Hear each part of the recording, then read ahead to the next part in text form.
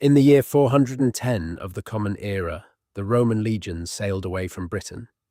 The roads they had built, the cities they had founded, the villas with their tiled floors and their underfloor heating, the temples and the forums and the bathhouses with their warm water and their painted walls, all of it was simply left behind. And then, for the next 400 years, almost nothing was written down. No chronicles, no letters, no records of who ruled, no records of who fought, no records of who lived and who died and who married and who built and who burned. An entire civilization, one of the most documented in human history, simply went quiet. The lights went out across an island that had been, for nearly 4 centuries, part of the largest empire the world had ever known. And when the lights came back on, slowly, dimly, sometime around the year 800, the world had changed. The Britons were no longer the rulers of their own island. The Anglo-Saxons had come, from where no one really knows for certain. The old Roman cities were largely abandoned. The language people spoke had shifted. The gods they worshipped had changed. And somewhere in those 4 silent centuries, the country we now call England had been born. But how? How does an entire population vanish from the historical record? How do you lose 400 years? How does a place go from villas and aqueducts and Latin inscriptions on stone to a world of timber halls and pagan kings and a language no Roman would have recognized? Tonight, we are going to walk slowly through that long darkness and look at what we know and what we think we know and what we will probably never know. The fragments, the hints, the bones in the ground and the words in the few surviving manuscripts, the names carved on weathered stones in distant churchyards, the shape of the silence itself. Settle in, get comfortable, let your breath slow. There is no rush at all. We have a long, quiet night ahead of us, and the story we are going to tell is older than almost any other story you know. Before we step any further into the fog of those 4 lost centuries, take a moment to do one small thing. If you find these long, slow journeys through history helpful for falling asleep, or simply for unwinding at the end of a long day, please consider subscribing to the channel. It costs nothing, it takes a single quiet tap, and it lets us keep making these long-form sleep documentaries for you. While you are there, tap the little bell as well, so the next one finds its way to you when it is ready. There is no need to keep watching the screen. You can close your eyes. You can let the room go dark around you. The voice will keep going, gently, for a long time. The story will be here, whether you are awake to hear all of it or not. Sleep is not failure here. Sleep is the point. Now, let us go back. Back to the last century of Roman Britain, when no one yet knew what was coming. Back to a province at the edge of an empire, where the soldiers on the walls were beginning to look over their shoulders, and the farmers in the valleys were beginning to wonder how much longer the world they knew would last. To understand how Britain fell into darkness, we have to first picture what Britain looked like when the lights were still on. By the late 4th century, the island had been Roman for almost 400 years. That is a very long time. Long enough that no one alive remembered anything else. Long enough that the great-grandchildren of the Britons who had once fought the legions on chariots and in painted skin were now themselves Roman citizens, speaking Latin alongside their older British tongue, wearing Roman clothes, eating from Roman pottery, burying their dead in Roman cemeteries with Roman grave goods. The province they lived in was called Britannia, and it was divided into 4 smaller provinces by then, each with its own governor, each with its own administration. The capital was the great city of Londinium on the River Thames, with its walls and its forum and its bridge and its bustling docks. To the north there was Iberacum, which we now call York, a city of stone and timber that had once held an emperor. To the west there was Glevum, our modern Gloucester, and Diva Victrix, which is Chester, and Isca, which is Caerleon, and also Exeter, and many others. To the south, there was Aquae Sulis, the city of the hot springs, which we now call Bath, where the steam still rose off the green water in the great bathing complex dedicated to the goddess Sulis Minerva. There were villas scattered across the southern countryside, hundreds of them, thousands perhaps, if you count the small ones. Working estates with mosaic floors and hypocaust heating systems, where hot air ran beneath the tiled floors and rose up through the walls. There were workshops producing pottery and glass and metal work. There were ports trading with Gaul and Spain, and even further. There were Christian churches by then, and synagogues perhaps, and the lingering temples of older gods, both Roman and British, blended together over the centuries into something that was uniquely Romano-British. And along the northern frontier, there was the Wall, Hadrian's Wall, stretching from sea to sea across the narrow neck of the island. 73 miles of stone and turf and ditch and mile castle and fort. Watching over the lands beyond, watching for the Picts and the other peoples of what we now call Scotland.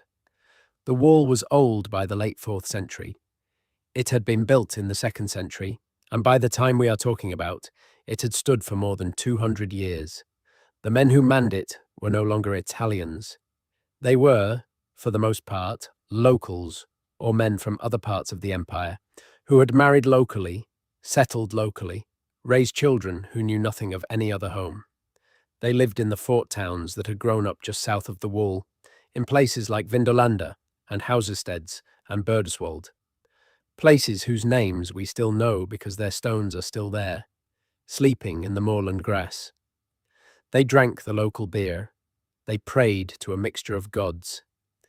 They worried about the same things any garrison soldier has ever worried about: pay, food, the weather, the mood of their officers, the intentions of the people on the other side of the wall. And then, slowly, in ways that no one really noticed at the time, the empire began to come apart. Not all at once. Empires rarely fall all at once. They unravel. They lose pieces. They stretch and they thin and they grow brittle. In the late 3rd century, there had already been trouble. Britain had been part of a breakaway empire for a while, ruled by a man named Carausius, and then by a man named Electus, before being brought back into the imperial fold. There had been raids, there had been usurpers, there had been periods when no one was quite sure who the emperor actually was. But things had held together somehow, through the 4th century. The cities still functioned, the taxes still flowed, the roads were still kept up, the legions were still paid, more or less on time. What changed was that the troubles on the continent grew worse and worse and worse. There were pressures along the Rhine and along the Danube.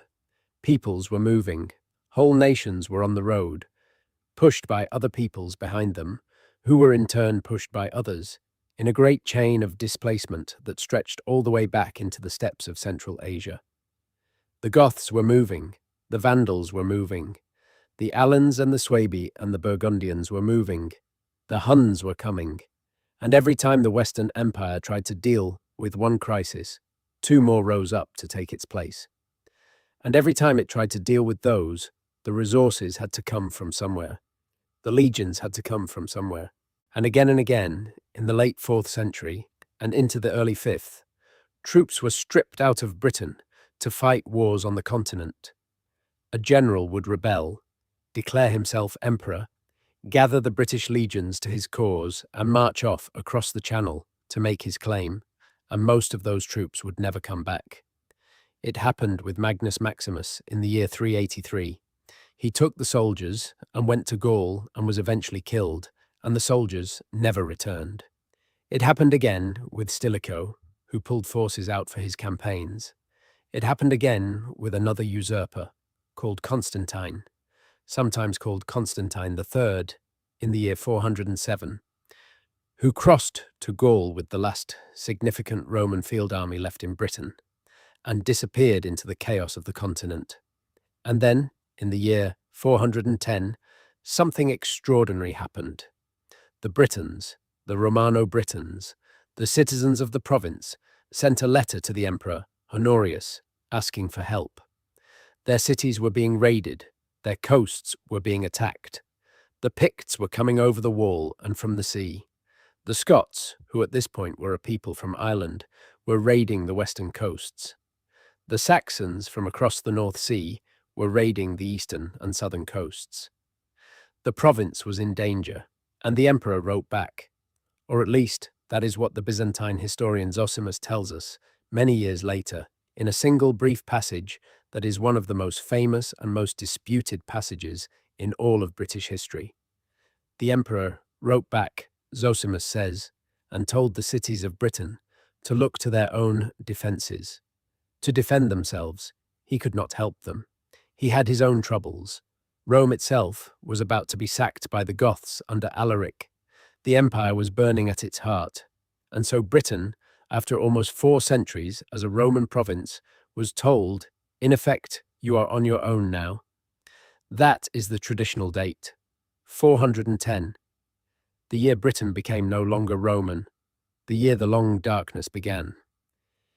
And there is something strangely tidy about it, something almost too neat, which has led many historians over the years to question whether it really happened that way at all. Some have argued that the letter from Honorius was actually addressed to Bruttium in southern Italy, not Britannia in the far west, and that the entire story is a misunderstanding by a Greek writer working centuries later. Others have argued that the date is essentially correct, but that nothing much actually changed in that single year, that the withdrawal of Roman authority was a long, slow, drawn-out process that had been happening for decades before 410 and would continue for decades after. The truth, as so often with this period, is that we do not really know. We have one sentence in one late Greek historian, and we have a great deal of archaeology, and we have to try to make sense of the two together. What the archaeology tells us is that something certainly was happening in the early 5th century. Coins stopped arriving from the imperial mints. The supply of new Roman coinage into Britain, which had been steady for centuries, simply ceased around the year 402 or thereabouts. After that, the coins in circulation were the coins already there, gradually being clipped and worn down and lost. Pottery production, which had been on an industrial scale in places like the Nene Valley and the New Forest, collapsed within a generation. The great pottery kilns went cold. The wheel-thrown wares that had filled every Romano-British household stopped being made in any quantity. Within 50 years or so, much of Britain was using handmade pottery again, or no pottery at all, just wooden vessels and leather bags. Stone building, on any large scale, essentially stopped. New villas were no longer being constructed. The villas that already existed were maintained, for a while, then patched, then partially abandoned, then squatted in by smaller groups, then finally left to fall down. The roads, however, remained. Roman roads are extraordinarily well built. Many of them are still in use today, 20 centuries on, as the foundations of modern British highways. The Watling Street, the Ermine Street, the Fosse Way, the Staingate, the great straight cuts across the British countryside, these did not vanish when the legions left. They could not vanish. They were too well made.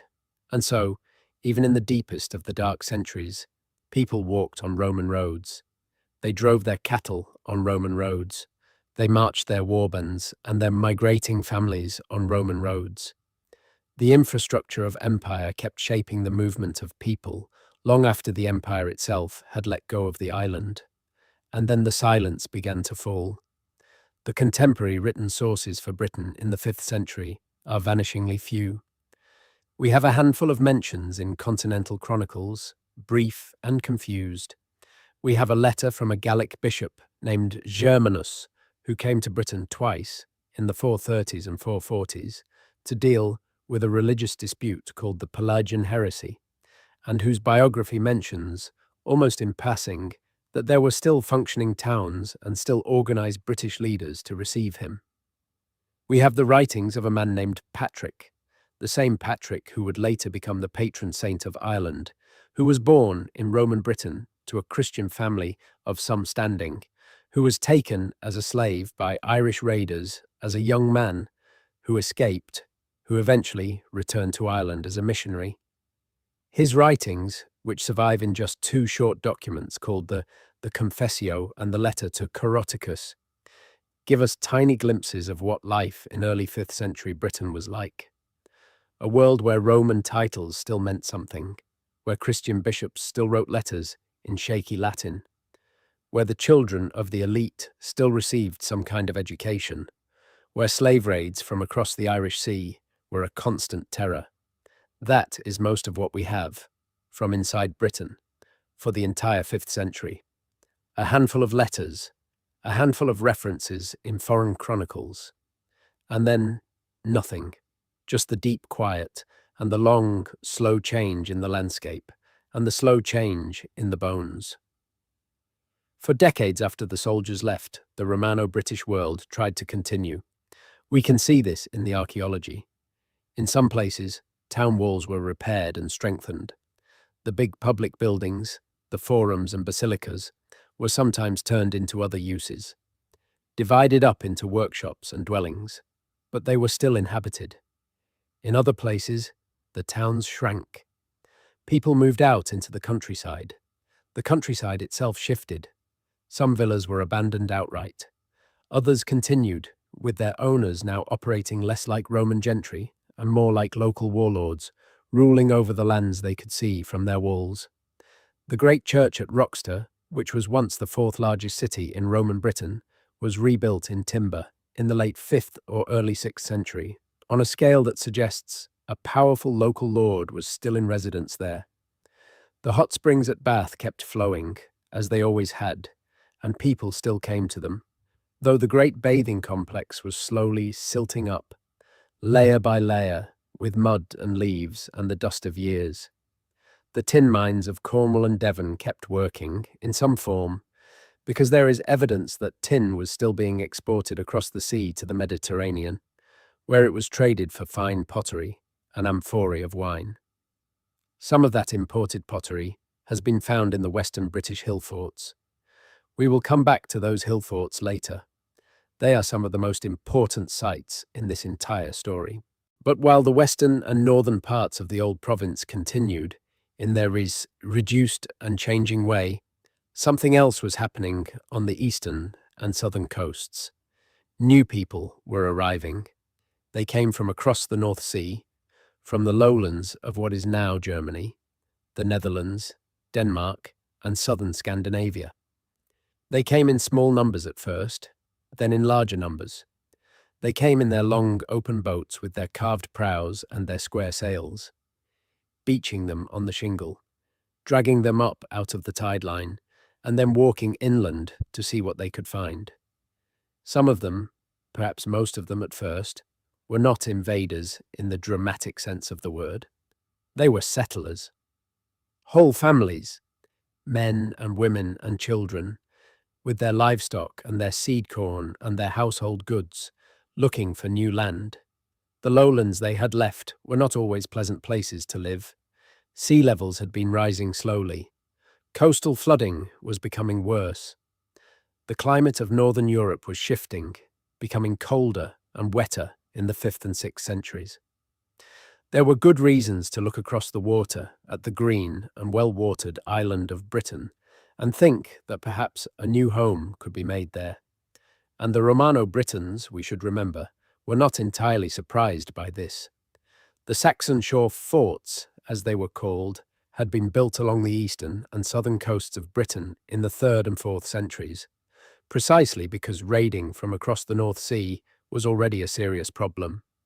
Forts like Burgh Castle in Norfolk, like Richborough and Reculver, and Pevensey in Kent and Sussex, like Portchester in Hampshire, were strongholds built specifically to deal with sea raiders from what would later become the Anglo-Saxon homelands.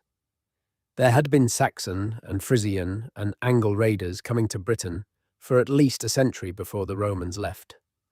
Some of them had been hired as mercenaries by the late Roman authorities, settled in small communities along the coast in exchange for the duty of fighting off other raiders. This was a very normal Roman practice. Set a barbarian to catch a barbarian, pay them in land, or in grain, or in coin. The system worked, more or less, while there was still an imperial administration to coordinate it and to pay for it. What happened in the 5th century, almost certainly, was that this system continued under the new local British leaders, but that the balance of power within it slowly shifted. The Saxons and Angles and Jutes who had been hired to defend the coasts gradually became too numerous and too well established and too well connected to their kinsmen across the sea to be controlled. Their kinsmen came to join them, their numbers grew, and eventually, somewhere in the middle of the 5th century, the relationship between the incomers and the natives broke down.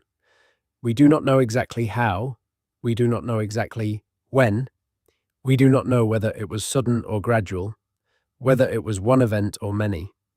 What we know is that by the end of the 5th century, the eastern part of Britain looked very different from the western part.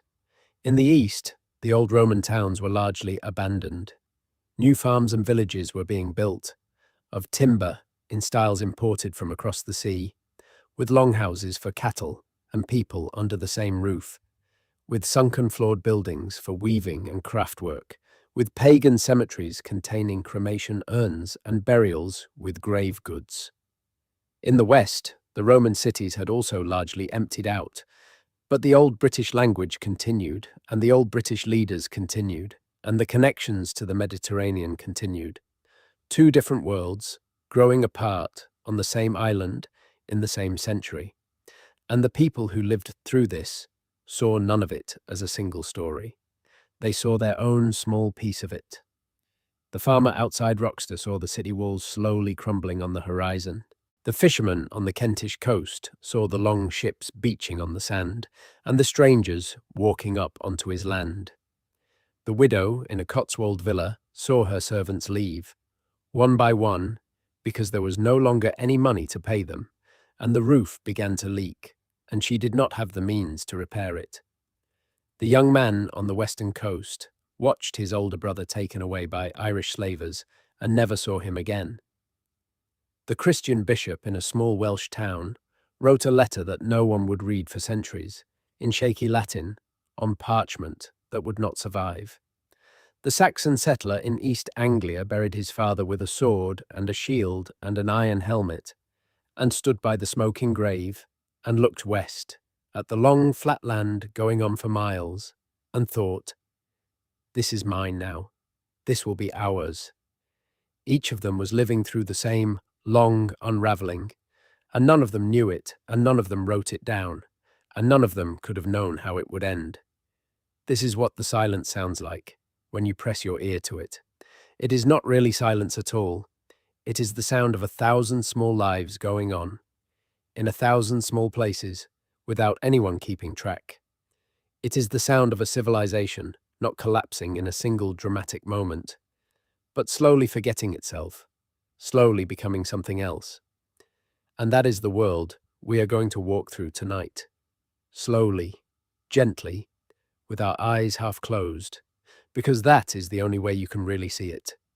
The first voice that comes to us from inside the British darkness, the first voice that speaks at any length about what it felt like to live through these centuries, belongs to a man called Gildas.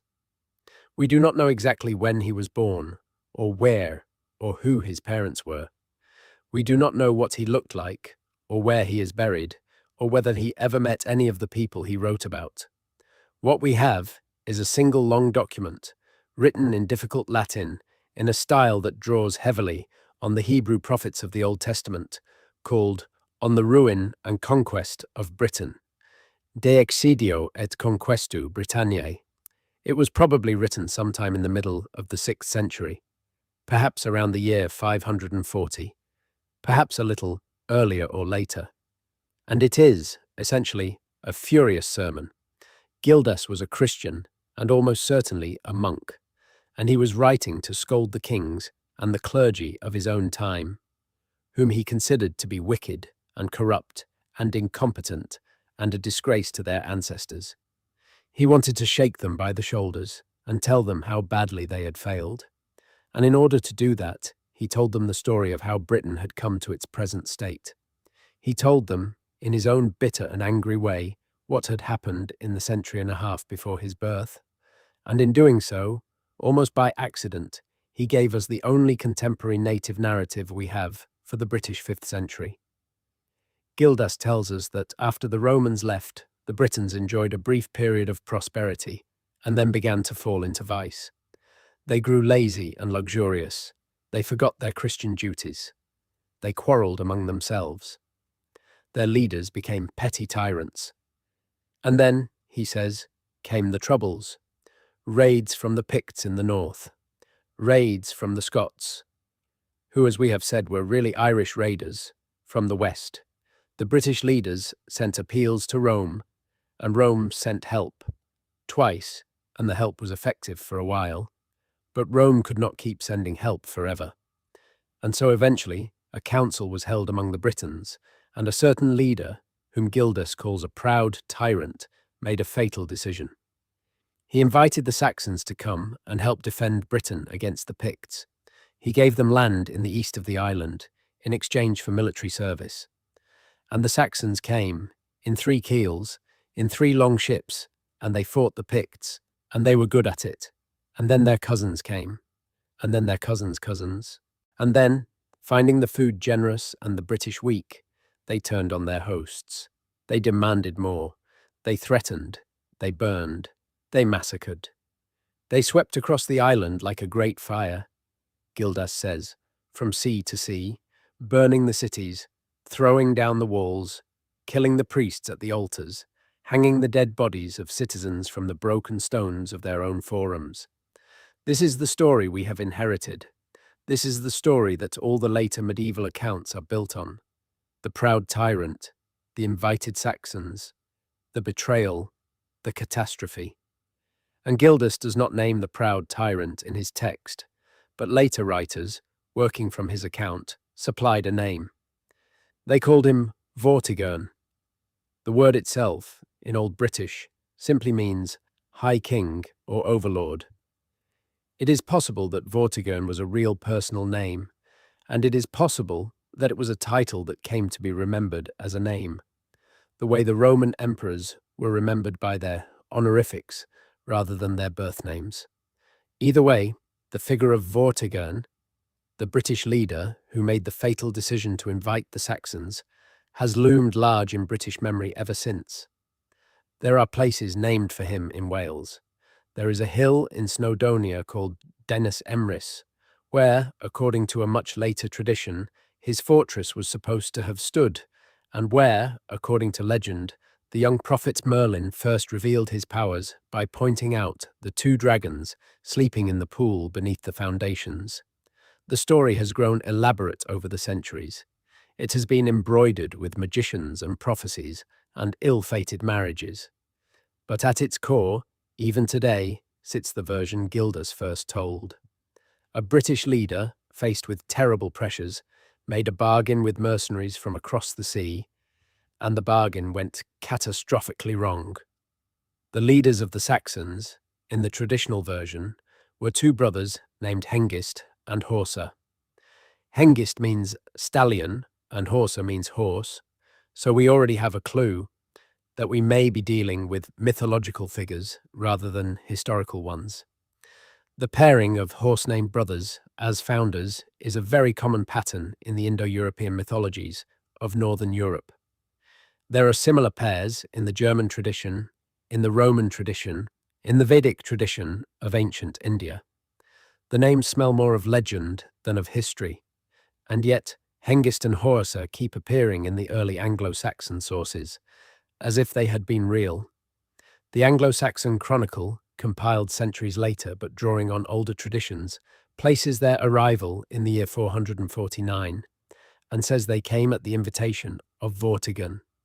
They landed in Kent, the Chronicle says, at a place called Ipwins Fleot, which is somewhere near modern-day Ebbsfleet. They fought against the Picts, as agreed, and won. Then they sent home for more men, and in time they turned against Vortigern and the Britons, and made themselves the rulers of Kent. Horsa, we are told, was killed in battle somewhere in Kent, perhaps at a place called Aylesford. Hengist became the first English king of Kent, the founder of the kingdom that would eventually receive St. Augustine and the first Christian missions from Rome. How much of this is true? Probably some of it, probably almost none of it. Probably we will never know which parts are which. The general shape of the story, that Germanic warriors were settled in eastern Britain by sub-Roman authorities, that they came in larger numbers over time, that the relationship eventually turned violent, is broadly supported by the archaeology. The specific details, the names, the dates, the speeches, the individual battles are almost certainly later embroideries, retrojected onto a half-remembered past. The Anglo-Saxon chronicle is recording, in the 9th century or later, traditions that had been passed down orally for 3 or 4 centuries before anyone wrote them down. By the time those traditions reached parchment, they had been shaped and reshaped by countless retellings around countless fires, and they had become the founding myths of a people who needed founding myths. But Gildas gives us something else, alongside the story of the Saxons. He gives us very briefly the name of a man on the British side, a man whom he praises, almost grudgingly, as a virtuous and effective leader, a man who rallied the Britons after the worst of the Saxon devastation and led them to a great victory. Gildas calls him Ambrosius Aurelianus. The name itself is Roman. Aurelius is one of the great Roman family names. Ambrosius is the Roman version of a Greek word meaning immortal. This man, if he existed, was a member of the old Romano-British aristocracy, the descendants of the senatorial families who had ruled the province under the empire. Gildas says his parents wore the purple, which was the colour of imperial and senatorial authority, and that they perished in the Saxon storm. Ambrosius, however, survived. He gathered the surviving Britons. He fought back. And under his leadership, the Britons won a series of battles, culminating in a great victory at a place that Gildas calls the Siege of Mount Badon, Mons Badonicus, the Battle of Badon Hill. Gildas says this was the year of his own birth, which is one of the very few dates he ever gives us about himself, but he does not tell us when that year was in any calendar we can convert. The Battle of Badon Hill. This is one of the most famous and most disputed events in all of British history. Almost everything about it is uncertain. We do not know exactly when it happened. We do not know exactly where it happened. We do not know exactly who fought there. Gildas tells us it was a great British victory, a battle so decisive that it stopped the Saxon advance for nearly a generation, perhaps for as long as 40 or 50 years. After Badon, he tells us, there was a period of peace in which the Britons held their land and the Saxons stayed in their own enclaves in the east, and the great westward push that had been happening slowly came to a halt. But Gildas does not name the British leader at Badon. He does not say it was Ambrosius. He does not say it was anyone else either. He simply says, almost in passing, that the victory happened, that it was important, and that the peace it brought was being squandered by the corrupt and complacent generation that came after. It is into this gap, this nameless victorious British general at the Battle of Badon Hill, that the figure of King Arthur would eventually be inserted. Not by Gildas, who knows no Arthur, not by anyone in the 6th century. The name Arthur does not appear attached to this victory until the 9th century in a document called the History of the Britons, the Historia Britonum, traditionally ascribed to a Welsh monk named Nennius. Nennius gives us a list of 12 battles, supposedly fought by a war leader named Arthur, of which the 12th is the Battle of Mount Badon. The list is so neat, so symbolic, so suspicious to modern eyes, that historians have argued about it for 2 centuries.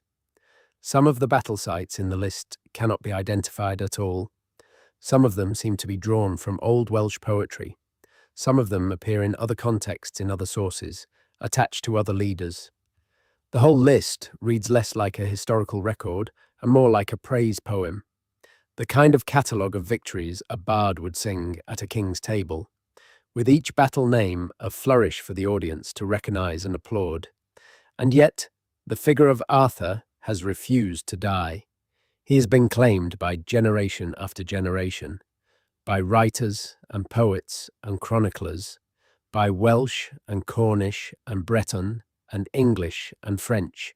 In the 12th century, a writer named Geoffrey of Monmouth wrote a book called The History of the Kings of Britain, in which he gave Arthur a complete biography, with parents named Uther and Igraine, with a sword pulled from a stone, with a court at a place called Caerleon, with a sorcerer called Merlin, and a queen called Guinevere, and a circle of knights, and a final battle at a place called Camlan, where he was mortally wounded and carried off to the island of Avalon to be healed.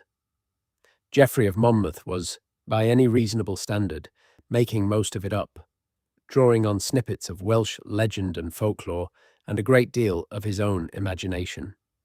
But what he wrote became one of the most influential books of the European Middle Ages.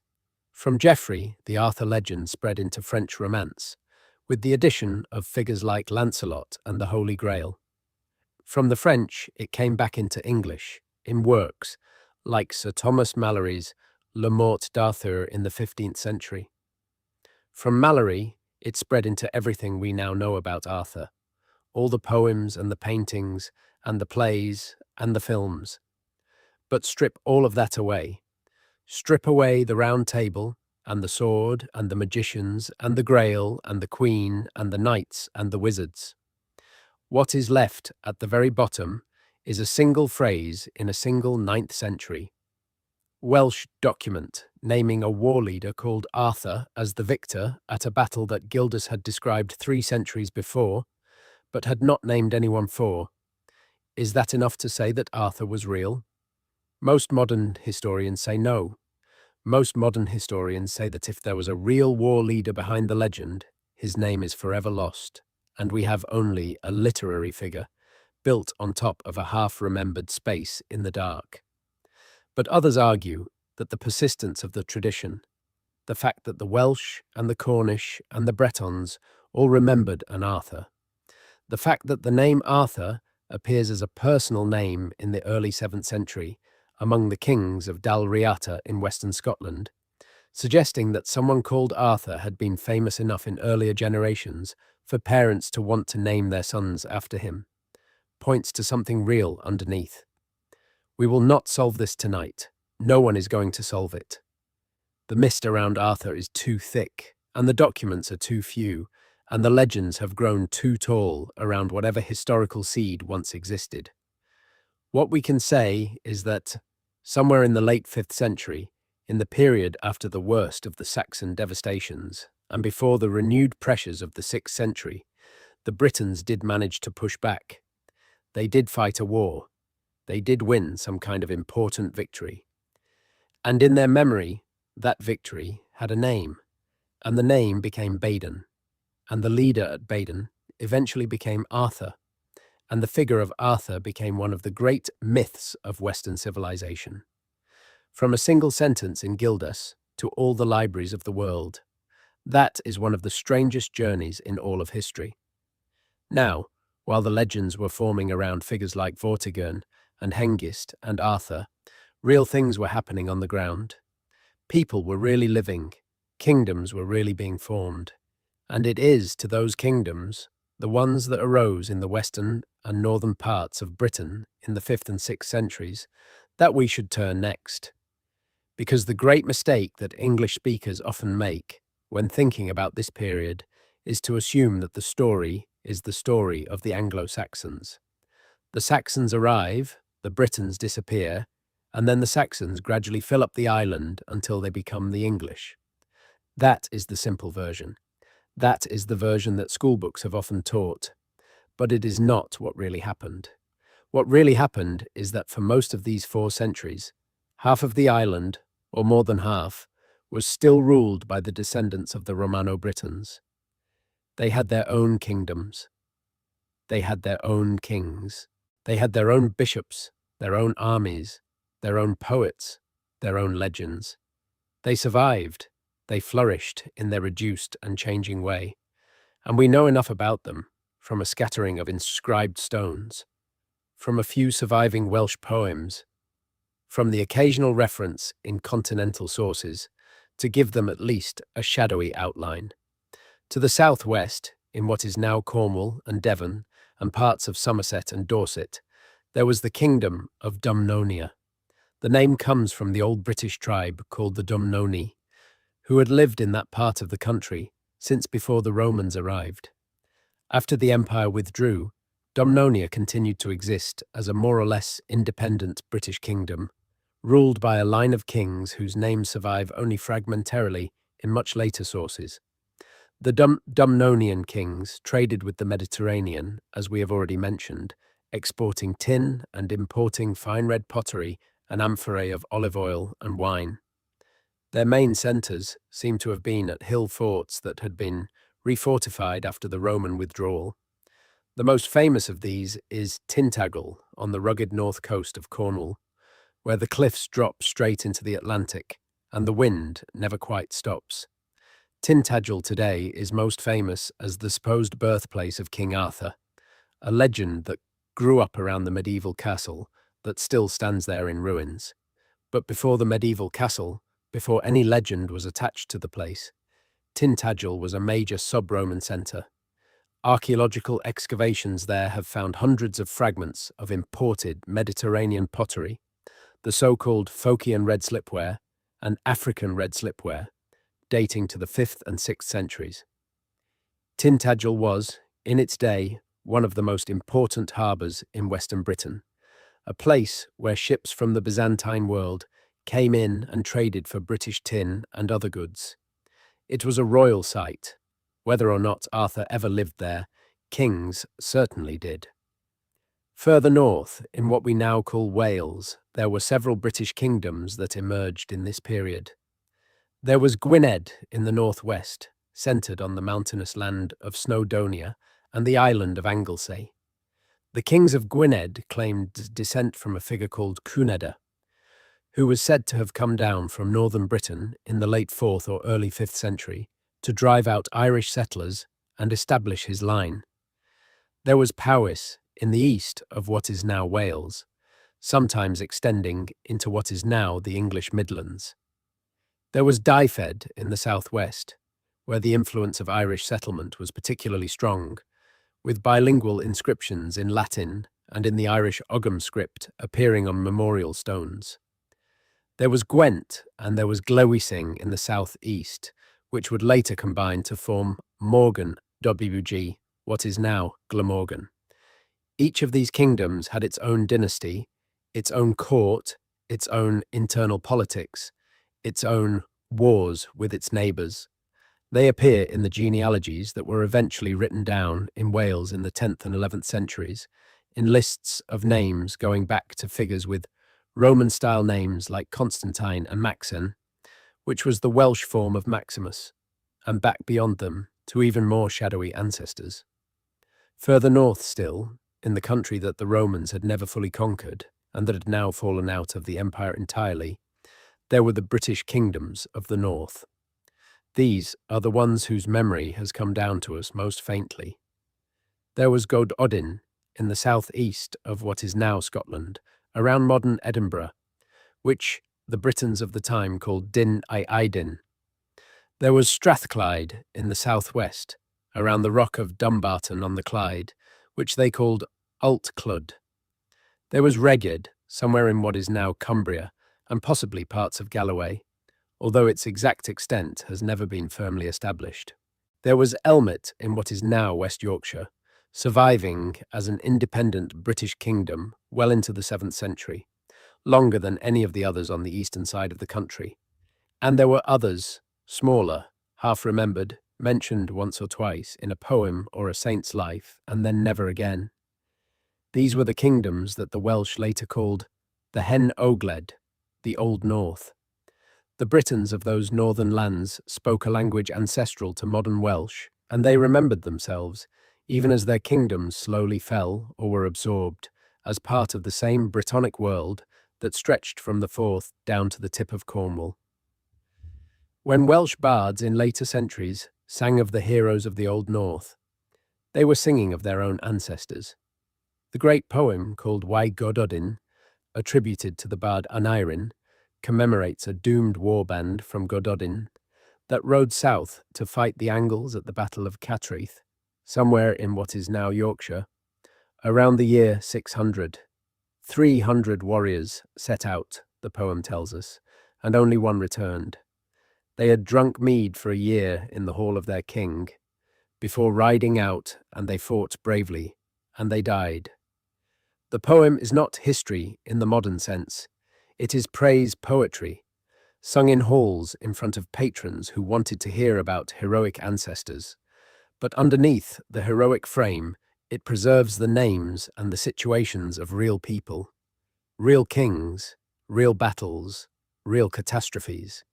It is one of the oldest surviving works of literature in any language closely related to Welsh, and it is a window directly into the world we are trying to see. Let us walk for a while among the hill forts.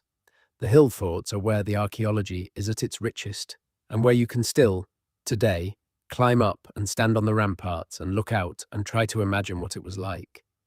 Most of the British hill forts had been built long before the Romans arrived.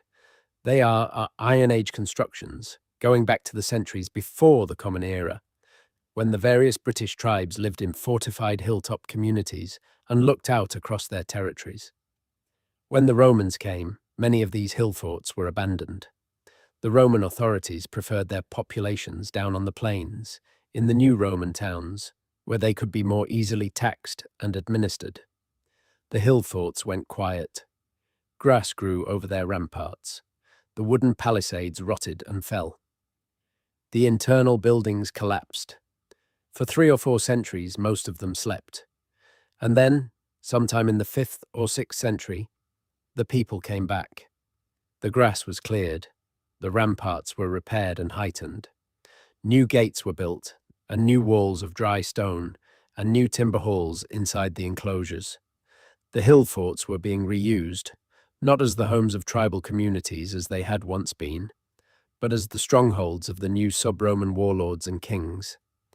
At South Cadbury, in Somerset, archaeologists in the 1960s excavated a hill fort that turned out to have been extensively refortified in the late 5th and 6th centuries. A great new gatehouse had been built. A massive new rampart had been thrown up, faced with stone, reaching nearly 20 feet high in places.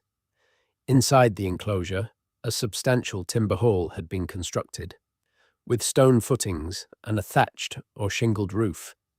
The site is on a hill in the gentle Somerset countryside, looking out across the levels toward Glastonbury Tor, which rises mysteriously from the flatlands a few miles to the north. It was a major fortress, controlling a significant area of southern Britain in the post-Roman centuries. Local tradition, dating back to at least the 16th century, identified South Cadbury as Camelot, the legendary court of King Arthur. The Tudor antiquary, John Leland, wrote that the local people in his time called the hill Camelot and remembered it as Arthur's place. There is no way to prove or disprove that connection. What we can say is that someone of great power, a king or warlord of considerable resources, was living there in exactly the period that the Arthurian legends point to. Whether his name was Arthur, we will probably never know, but his fortress stood and ate and drank and trained warriors and traded with the Mediterranean and watched over the surrounding country.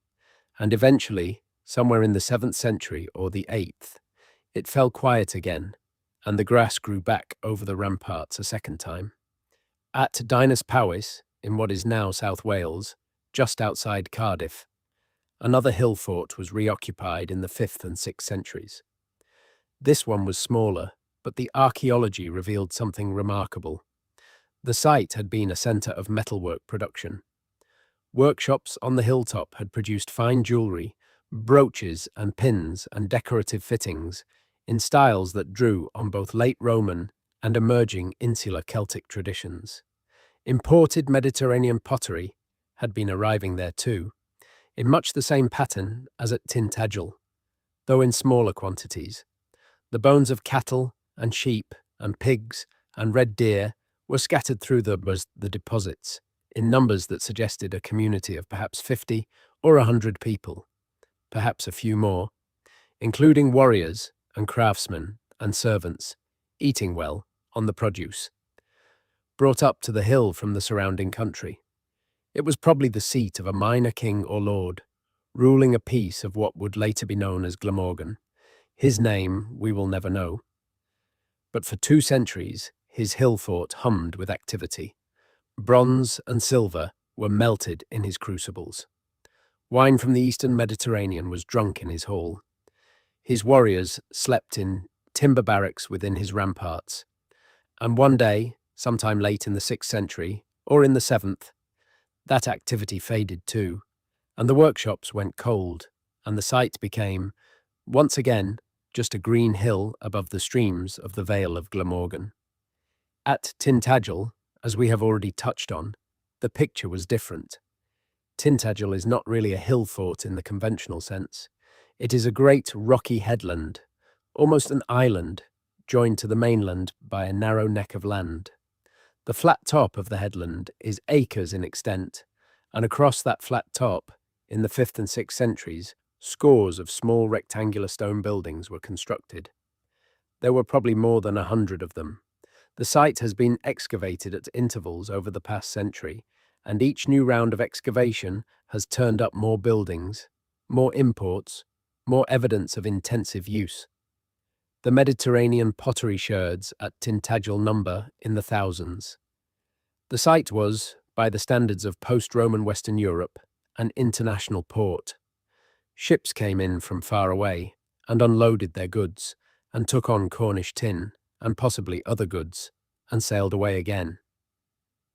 The wind off the sea would have smelled of salt and of fish and of wood smoke from the hearths of the little stone houses.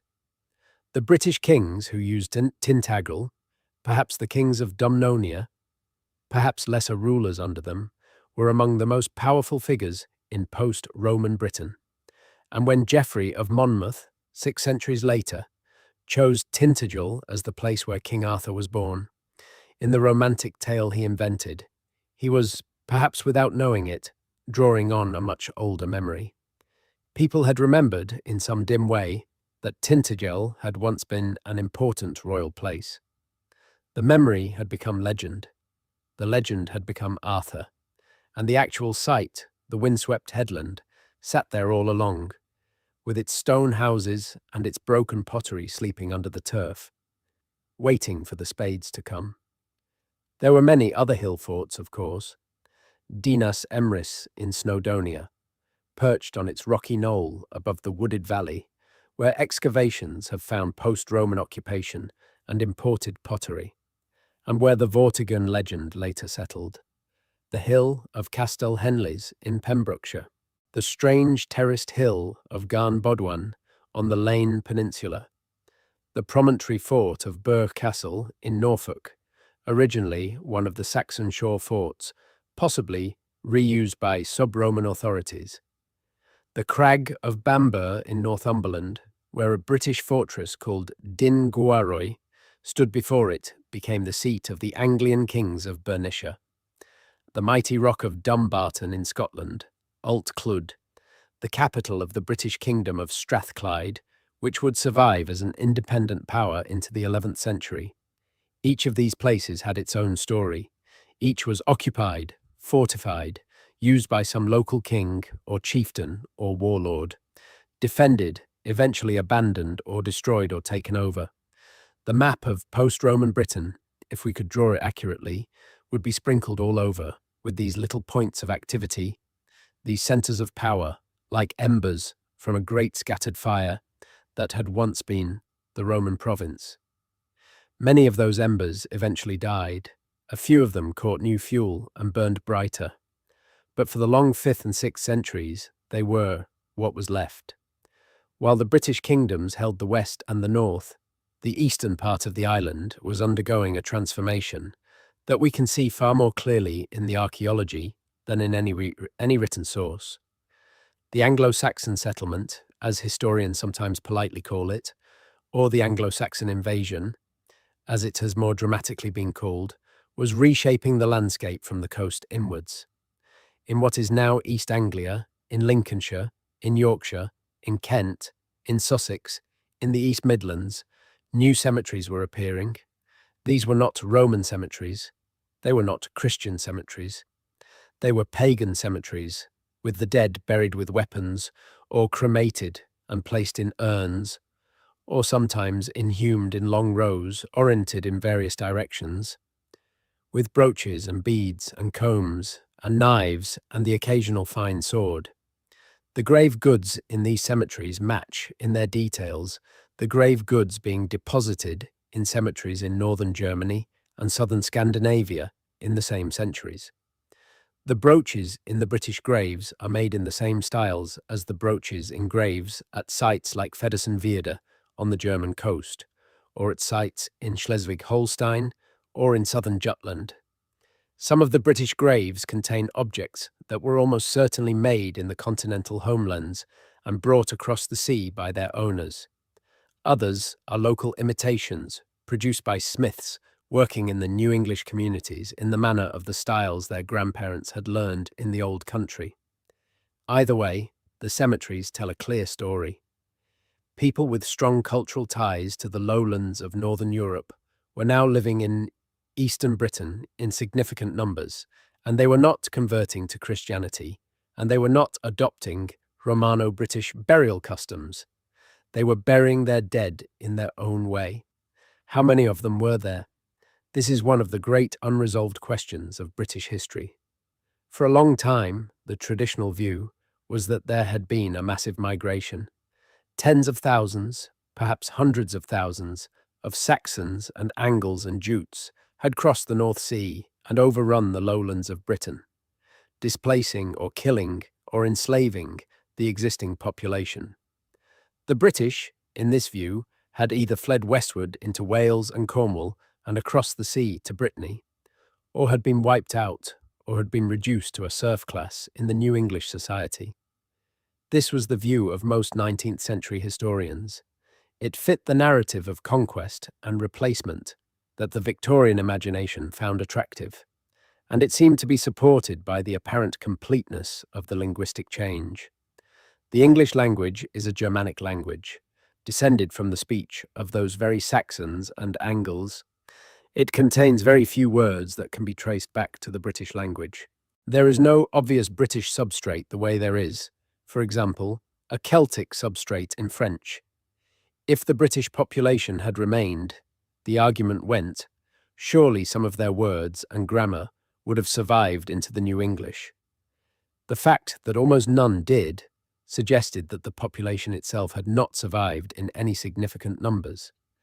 But the picture has grown much more complicated in recent decades, especially since the rise of genetic analysis and the more careful re-examination of the archaeology.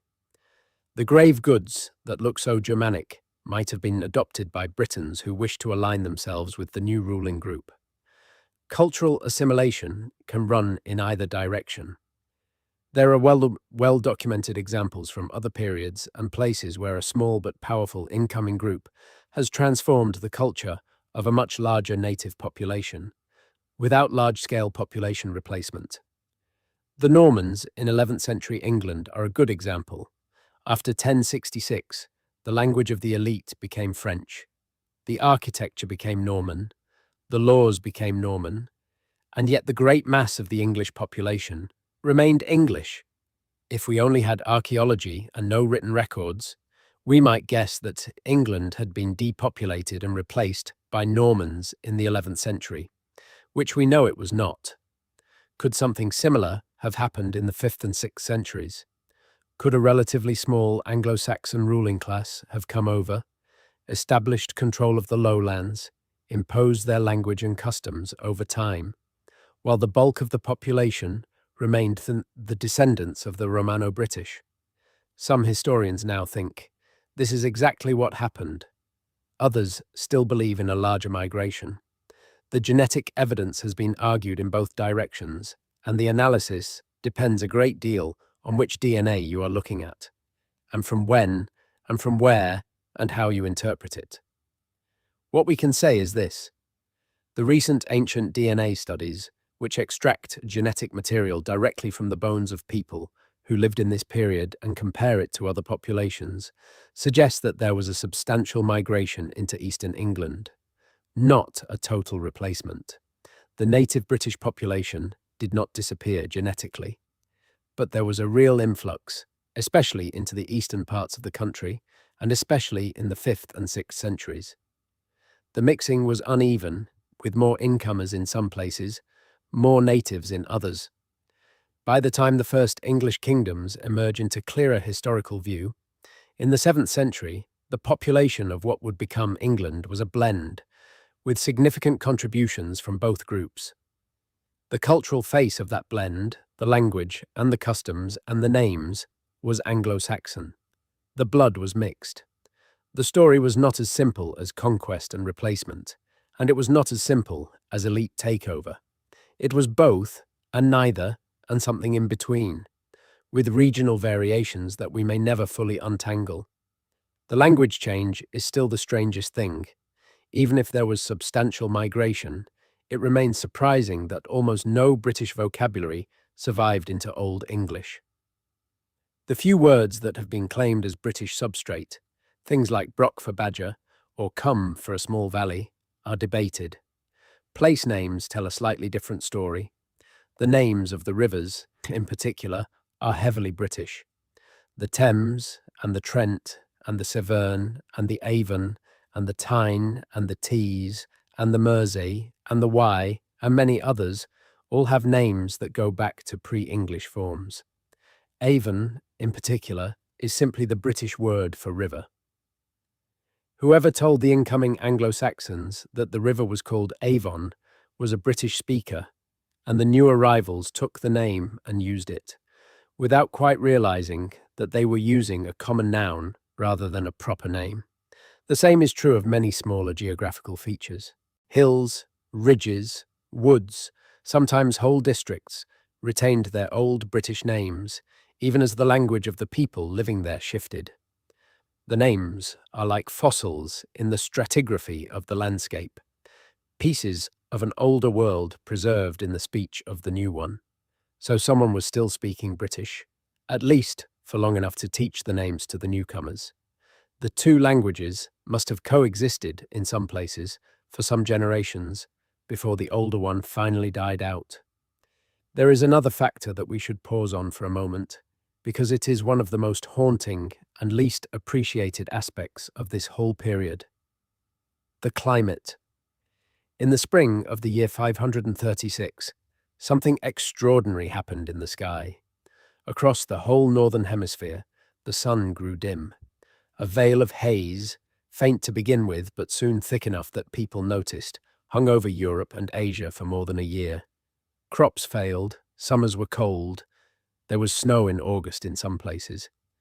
The historian Procopius, writing in Constantinople, reported that the sun gave its light without brightness, like the moon, and that men were in fear.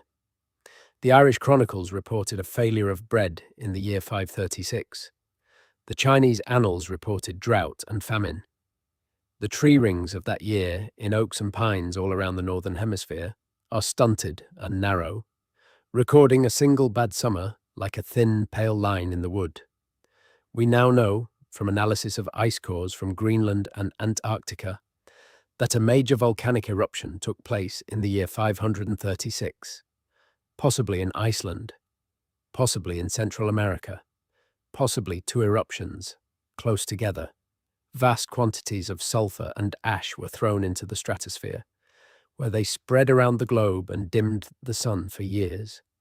And then, just as the world was beginning to recover, in the year 540, there was another eruption, possibly in the same volcano, or possibly in another one, and the dimming and the cold returned. The decade of the 540s was the coldest decade in 2,000 years.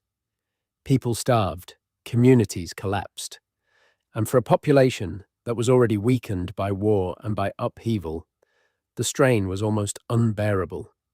And then, on top of all of that, came the plague, the Justinianic plague, we now call it, named after the Byzantine emperor Justinian, in whose reign it first broke out in the eastern Mediterranean in the early 540s.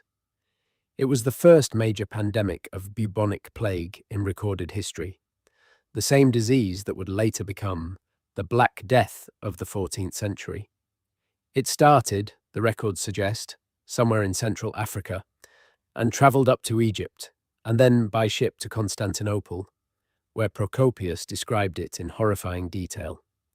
From Constantinople, it spread, across the empire and beyond. It reached the British Isles by the middle of the 6th century. Adomnan, the Irish abbot of Iona, writing later in the 7th century, mentions that the plague reached Ireland in the year 544. From Ireland, it may have spread to Western Britain.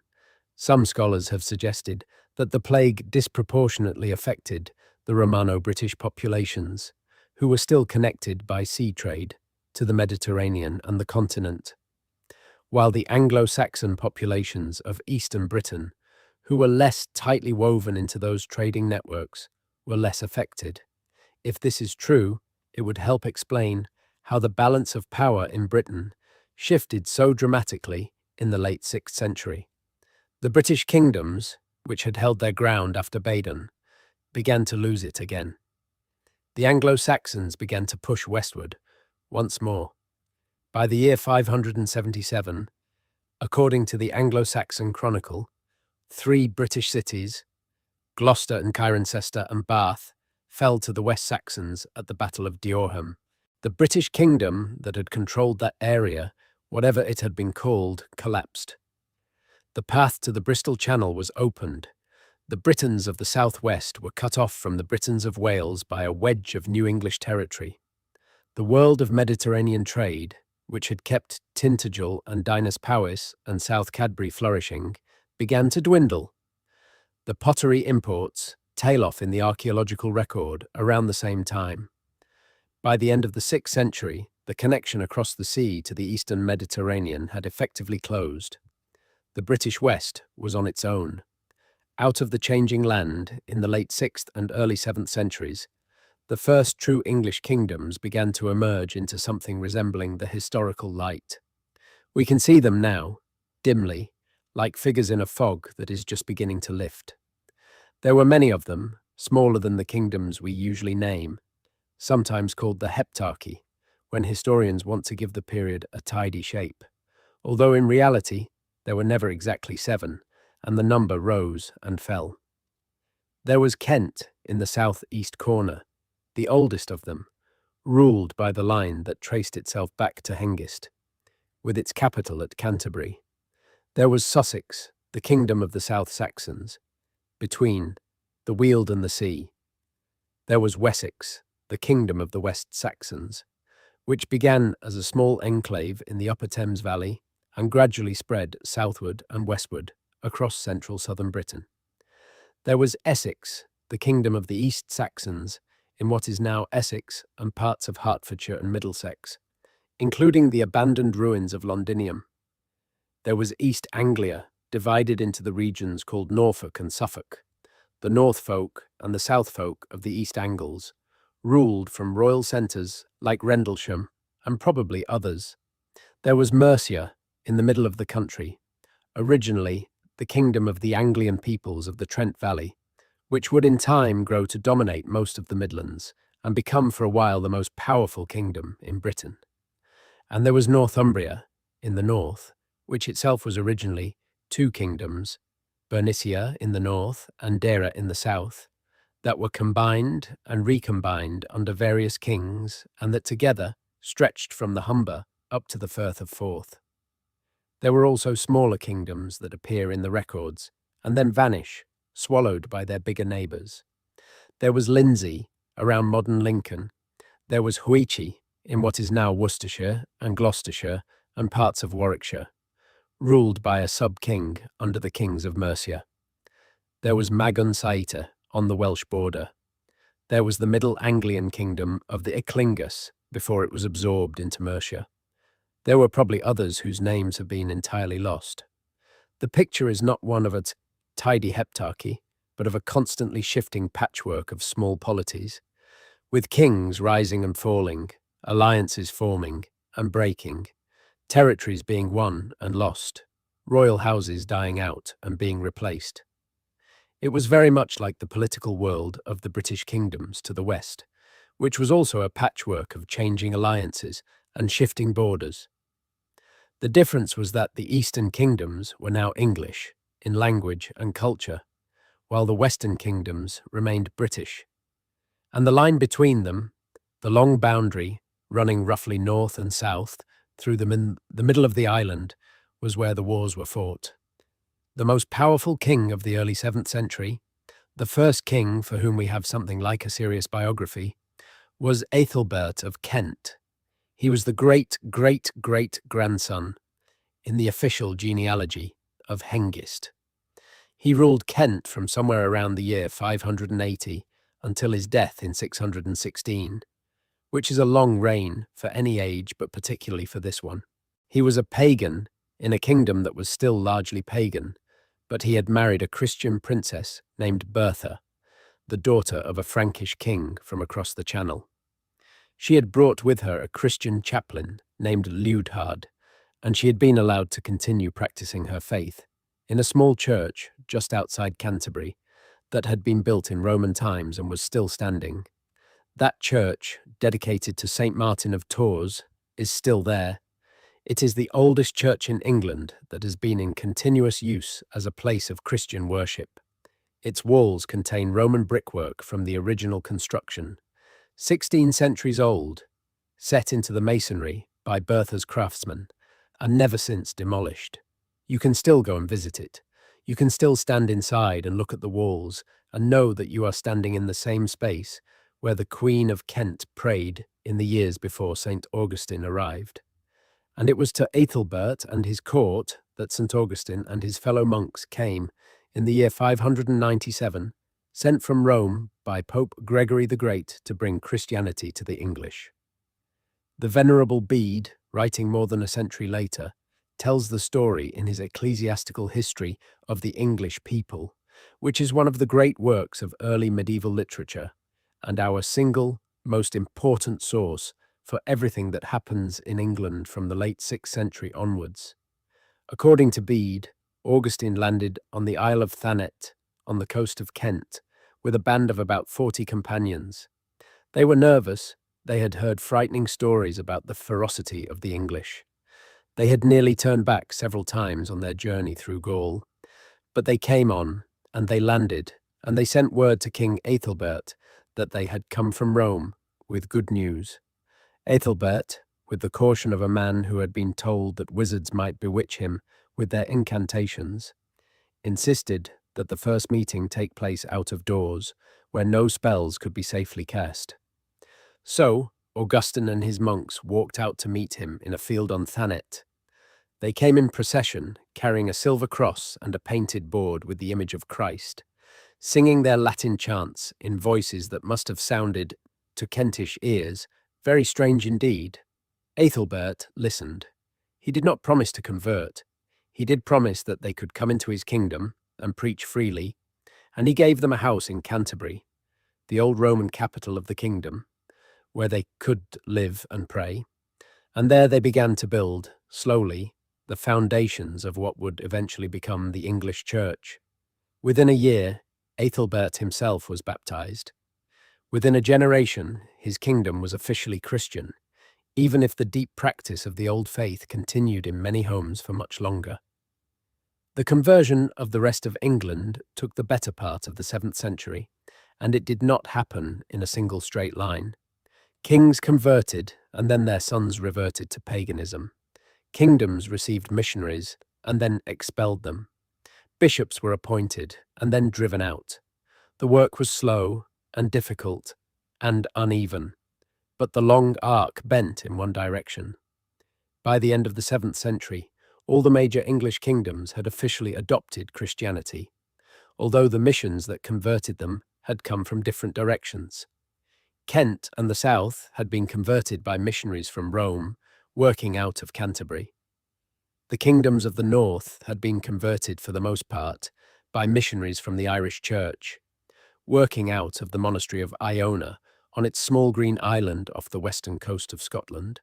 Iona had been founded by Saint Columba, an Irish prince turned monk, in the year 563, and had become the spiritual centre of a network of Celtic Christianity that reached across the western British and Irish worlds. From Iona, the monks went east. Aidan, one of those monks, was invited by King Oswald of Northumbria in the 630s to come and convert his people. Aidan came and established a monastery on the tidal island of Lindisfarne, off the northeast coast of England, which became known as the Holy Island. From Lindisfarne, the Irish style of Christianity spread across Northumbria and down into the Midlands, encountering, eventually, the Roman style of Christianity coming up from the south. The two styles had different ways of calculating the date of Easter, different ways of cutting the hair of monks, different ideas about church organization. They came into conflict. The matter was resolved after much argument at a great gathering called the Synod of Whitby in the year 664. King Oswiu of Northumbria, who presided, ruled in favour of the Roman style. And so the English Church, even in its northernmost reaches, became aligned with Rome and with the rest of Western European Christianity, rather than with the Celtic traditions of Ireland and Western Britain. These details may seem dry, but they are some of the only firm facts we have for the 7th century, and they are the foundation stones on which all later English history is built. The conversion of England to Christianity is the event that fully ended the British Dark Age, because the Church brought with it literacy and Latin learning and the habits of writing things down. Before the missionaries came, almost no one in the English kingdoms could write. The runic alphabet was used for short inscriptions on objects, on coins, on memorial stones, but there was no tradition of writing long texts in Old English. The monks brought parchment and ink and the Latin alphabet and the practice of recording the deeds of kings and bishops in chronicles and saints' lives. From the moment they arrived, the silence of the long dark age began to lift. We start to have charters, dated and signed. We start to have laws, written down by order of kings like Ethelbert, who issued the first English law code in the early 7th century. We start to have letters between bishops and abbots and kings, some of which survive. We start to have the works of scholars, in Latin and eventually in English, that allow us to see the world they lived in, directly through their own eyes. The greatest of these scholars was the Venerable Bede. He was born around the year 673 in Northumbria, and he was given to the monastery of Monk Wearmouth as a small child of 7, to be raised as a monk. He spent his entire life in the twin monasteries of Monk Wearmouth and Jarrow, which were among the most important centres of learning in early Christian England. He never travelled far, he never sought public office. He worked day after day, year after year, in the scriptorium and the library, reading every book he could lay his hands on, writing, copying, teaching, and praying. He wrote works on grammar, on metrics, on the calculation of the date of Easter, on the lives of saints, on biblical interpretation, and he wrote one great work that has come down to us as the foundation of English historical knowledge, the Ecclesiastical History of the English People, completed in the year 731, just 4 years before his death. In it, Bede told the story of how the English had come to Britain, how they had been converted to Christianity, how the church had been organized, and what kings and bishops and saints had been important along the way. He drew on every source he could find. He wrote to friends and contacts at other monasteries, asking them to send him any documents they had. He went carefully through the records of his own monastery. He recorded oral traditions when he had them. He cited his sources. in a way that was extremely unusual for a writer of his time. He made mistakes, of course, especially when dealing with the centuries before living memory. He had biases, especially in favor of his own monastery and against those who disagreed with the Roman style of Christianity. But he was a careful, honest, intelligent writer, and his book is the closest thing we have to a clear window into the 7th century. Without Bede, we would know almost nothing. Without Bede, the Dark Age might have stretched another century longer. It is to Bede that we owe many of the details we have about the events of the conversion. The story of Augustine's arrival in Kent, the meetings with Ethelbert, the missions of Paulinus to Northumbria, the dramatic conversion of King Edwin of Northumbria in the year 627, with all its famous details, including the speech of the unnamed counsellor, comparing human life to the flight of a sparrow through a lighted hall in winter, a moment of brightness between two unknown darknesses. All of these come from Bede, the dramatic battles of Northumbria against Mercia, the deaths of King Edwin and King Oswald in battle against the pagan, Mercian King Penda, the great victory of King Oswiu over Penda at the Battle of the Winwade in 655, after which Northumbria became the dominant kingdom in Britain for a time. All of these we know from Bede. He gave us the figures, he gave us the dates, he gave us the speeches, he gave us the names of the men who fought and the women who founded monasteries, and the kings who made decisions that shaped the future of an island.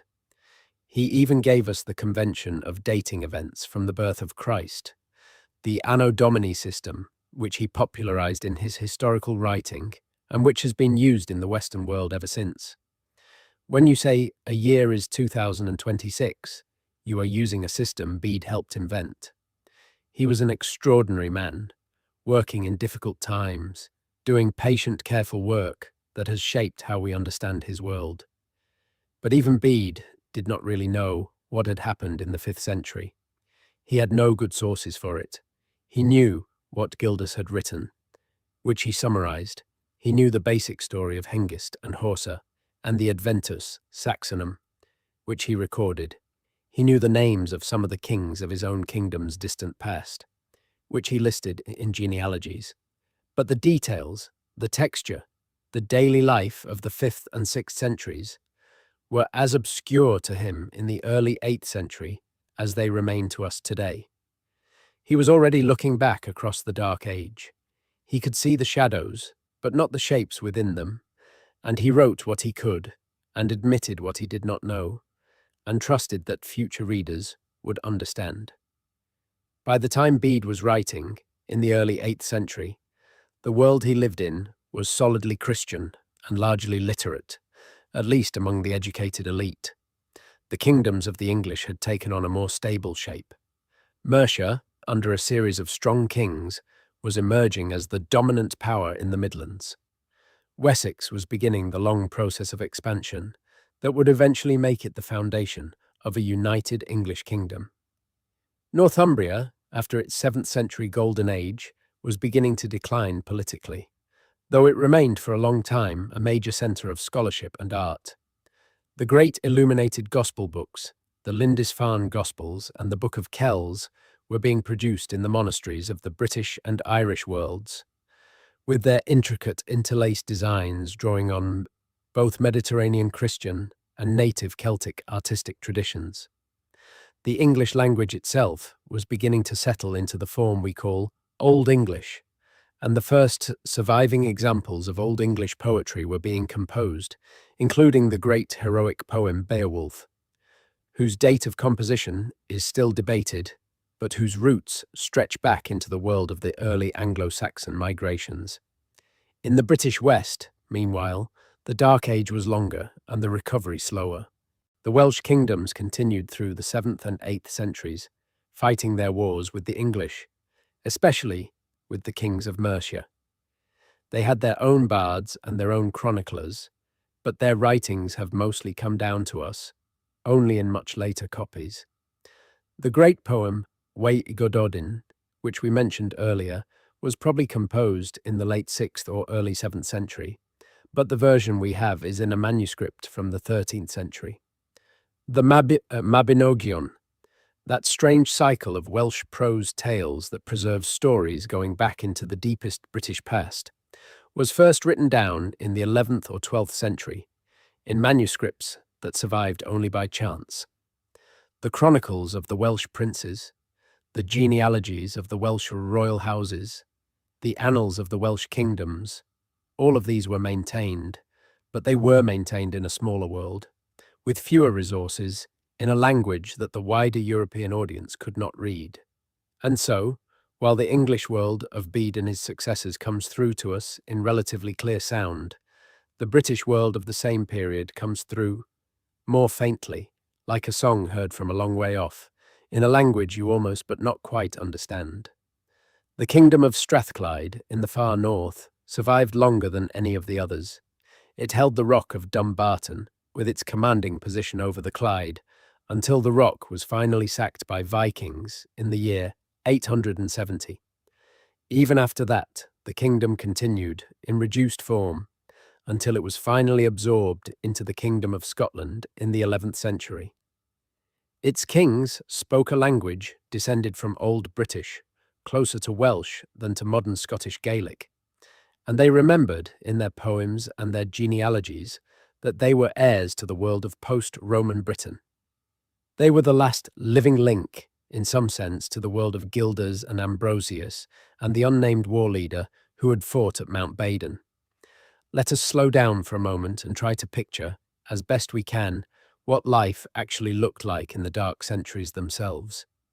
Not the politics, not the kings, not the battles, just the daily texture of being alive in Britain, between, say, the year 450 and the year 650.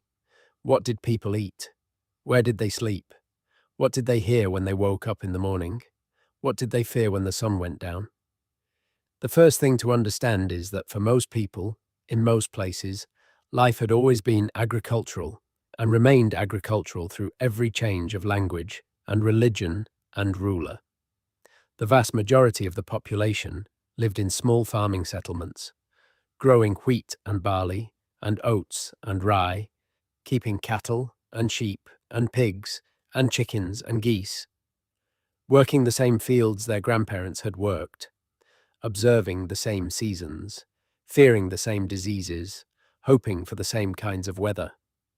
The collapse of the Roman administrative system did not change any of this in its fundamentals. What it changed was the wider context. Under the empire, the farmers' produce had been taxed, and the taxes had supported soldiers and roads and cities and a whole class of officials. But the farmer himself had been left to his ploughing.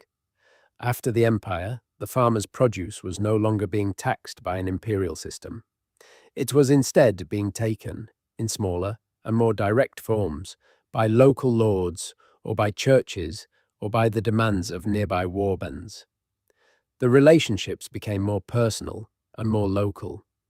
The world a farmer dealt with shrank to the size he could walk in a day. The villages where these farmers lived have left their traces in the archaeology of post-Roman Britain. They were typically small clusters of buildings, perhaps 5 or 10 or 20 households, arranged loosely without the rigid Roman grid.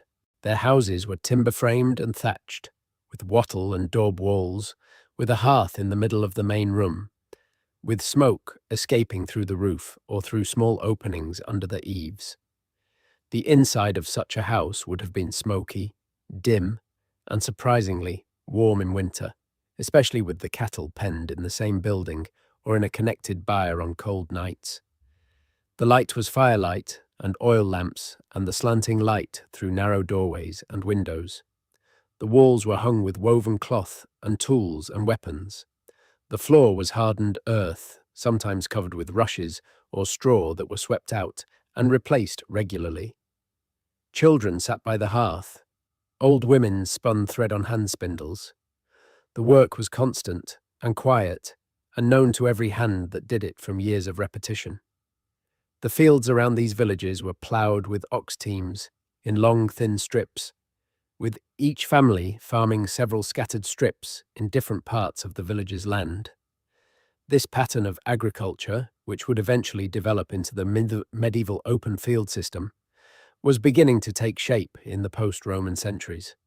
It replaced, in many areas, the more enclosed and more individualized farming patterns of the Roman period, when villa estates had worked larger blocks of land with slave or tenant labor. The post-Roman peasant farmed in cooperation with his neighbors, sharing oxen and plows and labor at harvest, attending the common decisions of the village in the way that small farming communities have always done. He owed dues in produce and in labor to whoever the local lord was. The local lord might be a Saxon thegn in the east. He might be a British king or sub-king in the west. He might be the abbot of a nearby monastery after the conversion. The dues were broadly similar in kind, whoever was at the top. A portion of the grain, a portion of the meat, days of work on the Lord's own fields, help in the Lord's wars if he asked for it. The basic shape of rural life was set, and it would remain in roughly this shape, with slow changes, for the next 1,000 years. The towns, meanwhile, were largely empty. This is one of the most striking things about post-Roman Britain compared to post-Roman Gaul or Spain or Italy. In those other parts of the Western Empire, the Roman cities mostly survived. They shrank, they changed, they sometimes lost their old administrative functions, but they continued as inhabited urban centers. The cathedrals of medieval France and Spain stand inside the walls of Roman towns whose continuity has never really been broken. In Britain, by contrast, most of the Roman towns were essentially abandoned. Within a century or two of the Roman withdrawal, the great cities like Wroxeter and Silchester and Verulamium and Caestor and many others were quiet. People still lived in some of them, in small numbers, in cottages built among the ruins. But the urban life that had once filled their streets was gone. The forums were grass-grown. The basilicas were rubble. The amphitheatres, where they had existed, became sheep pastures. The water systems failed. The drains backed up. The streets disappeared under accumulating mud and weeds. We do not really know why British towns failed so completely when continental towns generally survived. There are several theories. One is that British urbanism had always been shallower, less rooted in deep traditions, more dependent on the active presence of Roman administration. When the administration left, the underpinnings of urban life simply collapsed. Another theory is that the disruption in Britain was much more violent than on the continent, with Anglo-Saxon settlers actively avoiding the old towns and choosing to live elsewhere on the landscape, leaving the urban centres to decay. A third theory is that the plague and the climate disasters of the 6th century hit the towns particularly hard, since their dense populations made them more vulnerable to disease, while the rural populations recovered more easily. A fourth theory is that all of these factors combined in ways we cannot fully untangle. Whatever the cause, the result is striking. When you walk through the modern English landscape, the Roman cities are often visible as crop marks in fields, or as low earthworks in pastureland, or as bumps under the grass of country parks. They are ghostly. They are quiet. They are not, for the most part, under our living modern cities. They are next to them, or under fields, or under sleepy market towns that grew up on different sites in the medieval period. The continuity of urban life that you find in France or in Italy is, in Britain, almost entirely absent. Only a handful of Roman cities, like London, like York, like Lincoln, like Canterbury, like Carlisle, like Chester, maintained any meaningful continuity through the dark centuries, and even those were greatly reduced before they began to grow again in the later Saxon period. The roads, as we have said, remained. The Roman roads of Britain were too well built to disappear, even if many of them fell out of regular maintenance and gradually deteriorated. People walked them. Drovers used them to move cattle. Pilgrims, in time, walked them to shrines. Soldiers, when armies marched, used them whenever they could. The shape of the modern English road network still reflects, in many places, the network the Romans had laid down. When you drive on the A1 in northern England, you are following the line of the old Ermine Street. When you drive on parts of the A5, you are following the line of Watling Street. When you cross from Dover to Canterbury to London, you are tracing the route the legions used, the route Augustine and his monks used, the route 1,000 pilgrims later used to visit the shrine of St. Thomas Becket. The roads outlived the empire that built them. They outlived the kingdom that built the cathedrals. They outlived the Reformation and the Civil War and the Industrial Revolution. They will probably outlive us too.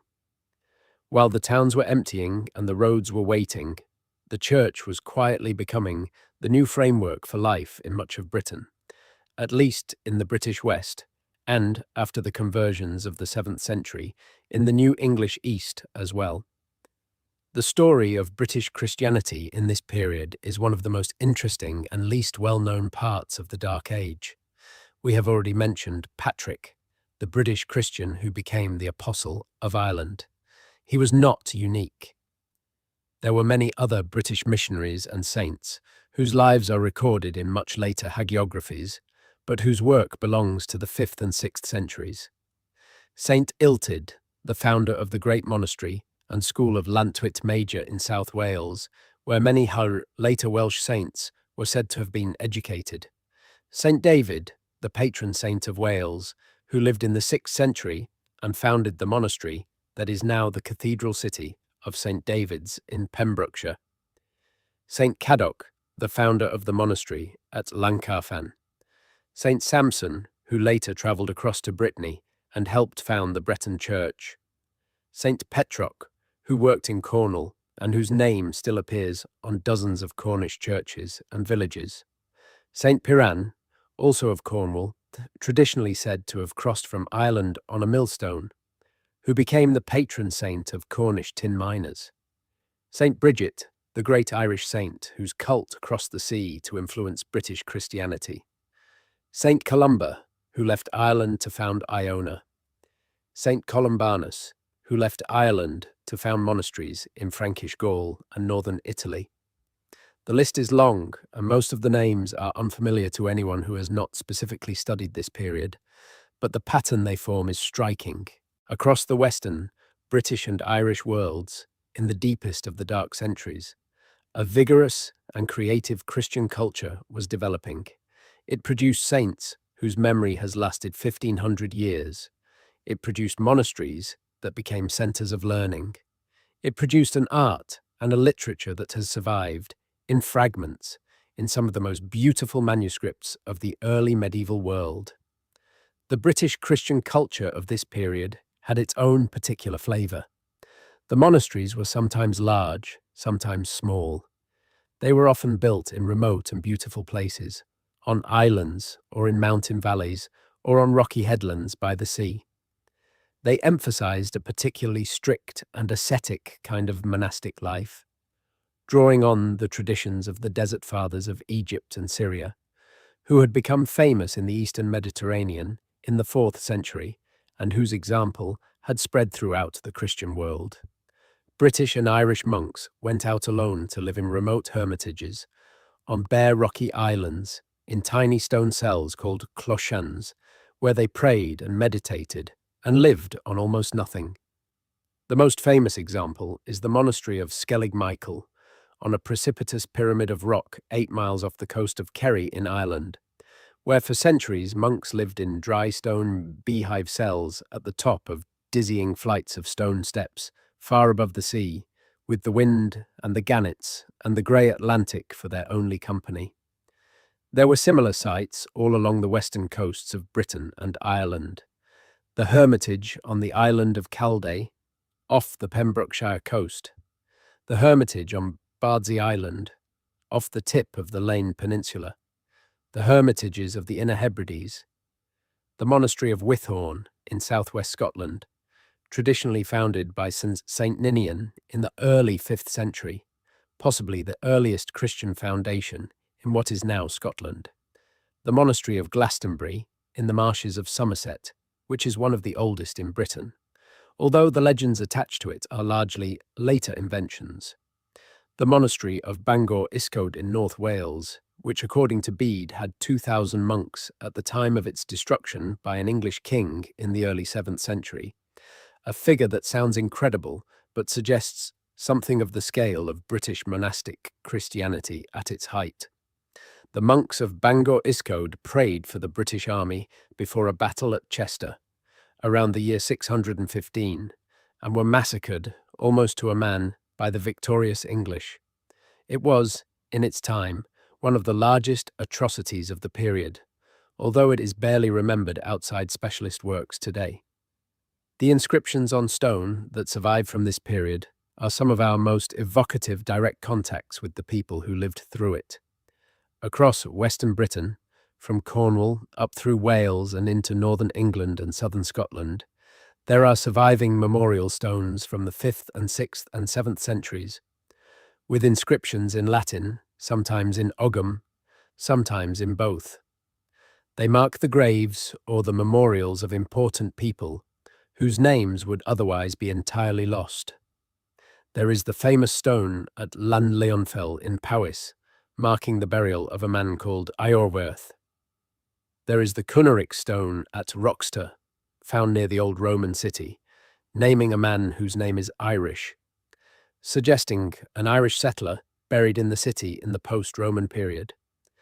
There is the famous Pillar of Eliseg in North Wales, a tall stone shaft erected in the 9th century, but commemorating a king named Eliseg of Powys, who had lived in the 8th. With a long inscription that included a genealogy reaching back, the inscription claimed to Vortigern and to the Emperor Magnus Maximus, and beyond.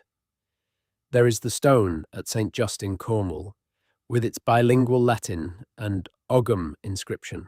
There is the stone at Penmachno in Snowdonia, marking the grave of a man called Carausius, with the simple Latin words, in hoc conjuris lapidum. In this heap of stones, he lies. There is the stone at Llanfair Waterdine in Shropshire, originally an ancient memorial later set up at the door of a parish church. There are dozens, perhaps hundreds of these stones, scattered across the western British landscape, weathered and lichen-patched, often broken or moved from their original sites, but still legible if you know how to look.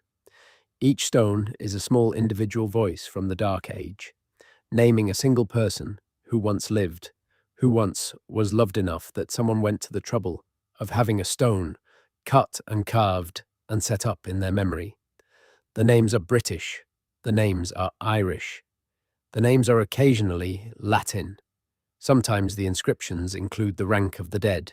He was a king, he was a soldier, he was a magistrate, he was a priest, he was the son of so-and-so, who was the son of so-and-so before him. Sometimes the inscriptions include a Christian prayer or formula. May he rest in peace. May his soul be in joy. Sometimes the inscriptions are too weathered to read, and we are left only with the bare fact of the stone itself, that someone once stood here, in some lost valley, 1,500 years ago, and watched as the mason carved a memorial in a language they understood and a faith they shared, and walked home afterwards along a path that no one remembers, and slept under a roof that no longer stands. The world of the post-Roman warlords and kings, the world we have been moving through, was a world that was very different from the world we live in, now in obvious ways, but it was also a world that contained the seeds of everything that came after. The kings who fought in the 5th and 6th centuries were the ancestors of the kings who fought in the 11th and the 12th. The monasteries that were founded in the 5th and 6th centuries were the ancestors of the great abbeys of the High Middle Ages. The poetry that was composed in the 5th and 6th centuries in the halls of British and English kings was the ancestor of the poetry that English speakers still read and English speakers still write. The land itself, the green country with its hills and rivers and woodlands, was the same land we walk in today. If you climb to the top of South Cadbury and look out across Somerset on a clear day, You are seeing a view that has barely changed in 1500 years. The villages have moved a little, the trees have grown and been cut and grown again, but the shapes of the hills are the same. The light on the levels is the same. The hawks circling over the fields are the descendants of the hawks that circled when the warlords of the British West held that hill against the rising tide of the English. The world we inherit is layered on top of all those older worlds, like a palimpsest, like a tapestry woven over and over again with different threads, but on the same loom. And the people who lived through the Dark Age were, in their essential humanity, the same as we are.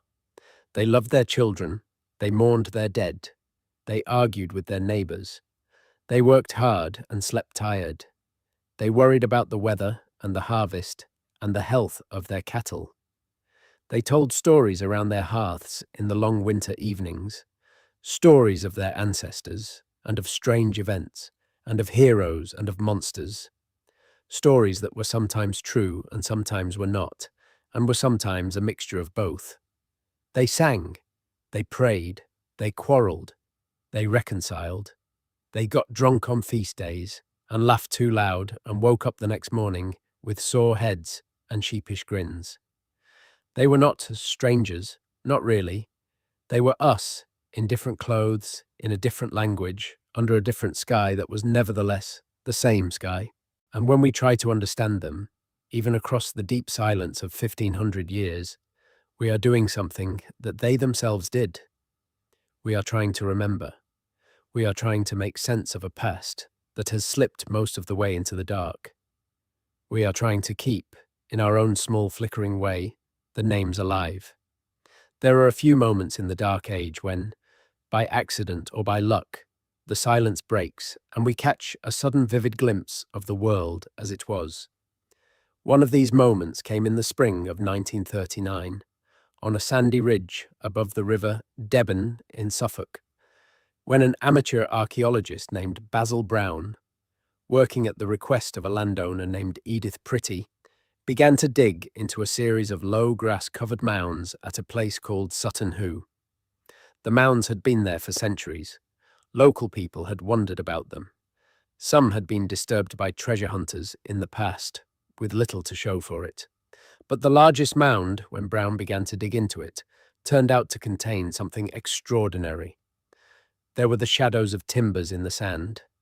The shadows formed the shape of a ship, a great ship, 90 feet long, that had been hauled up from the river and buried whole as a tomb, with its dead chieftain laid inside it among an unimaginable wealth of treasures.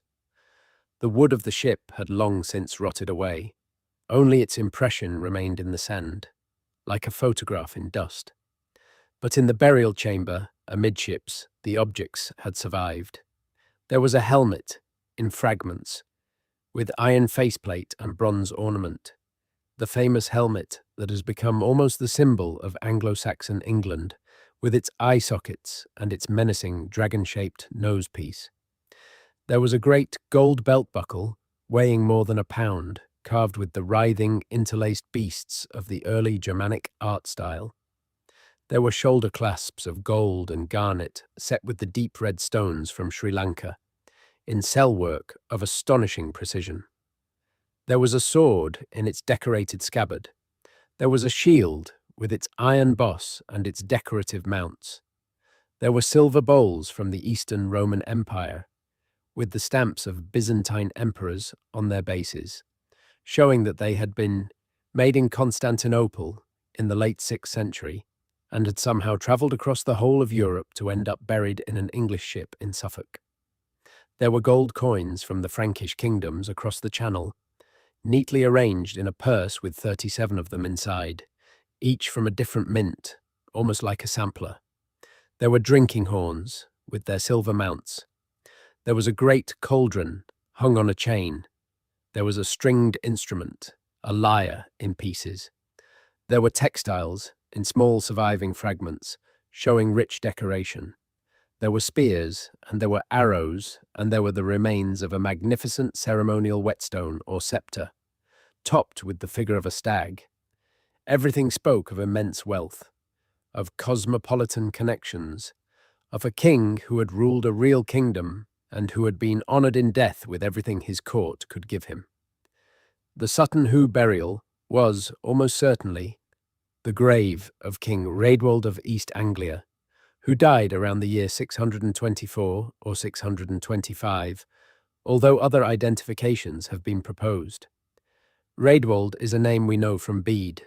He had been baptized as a Christian under the influence of Ethelbert of Kent, but according to Bede, he had also kept up the old pagan rites, maintaining altars to both the Christian god and the old gods in the same temple.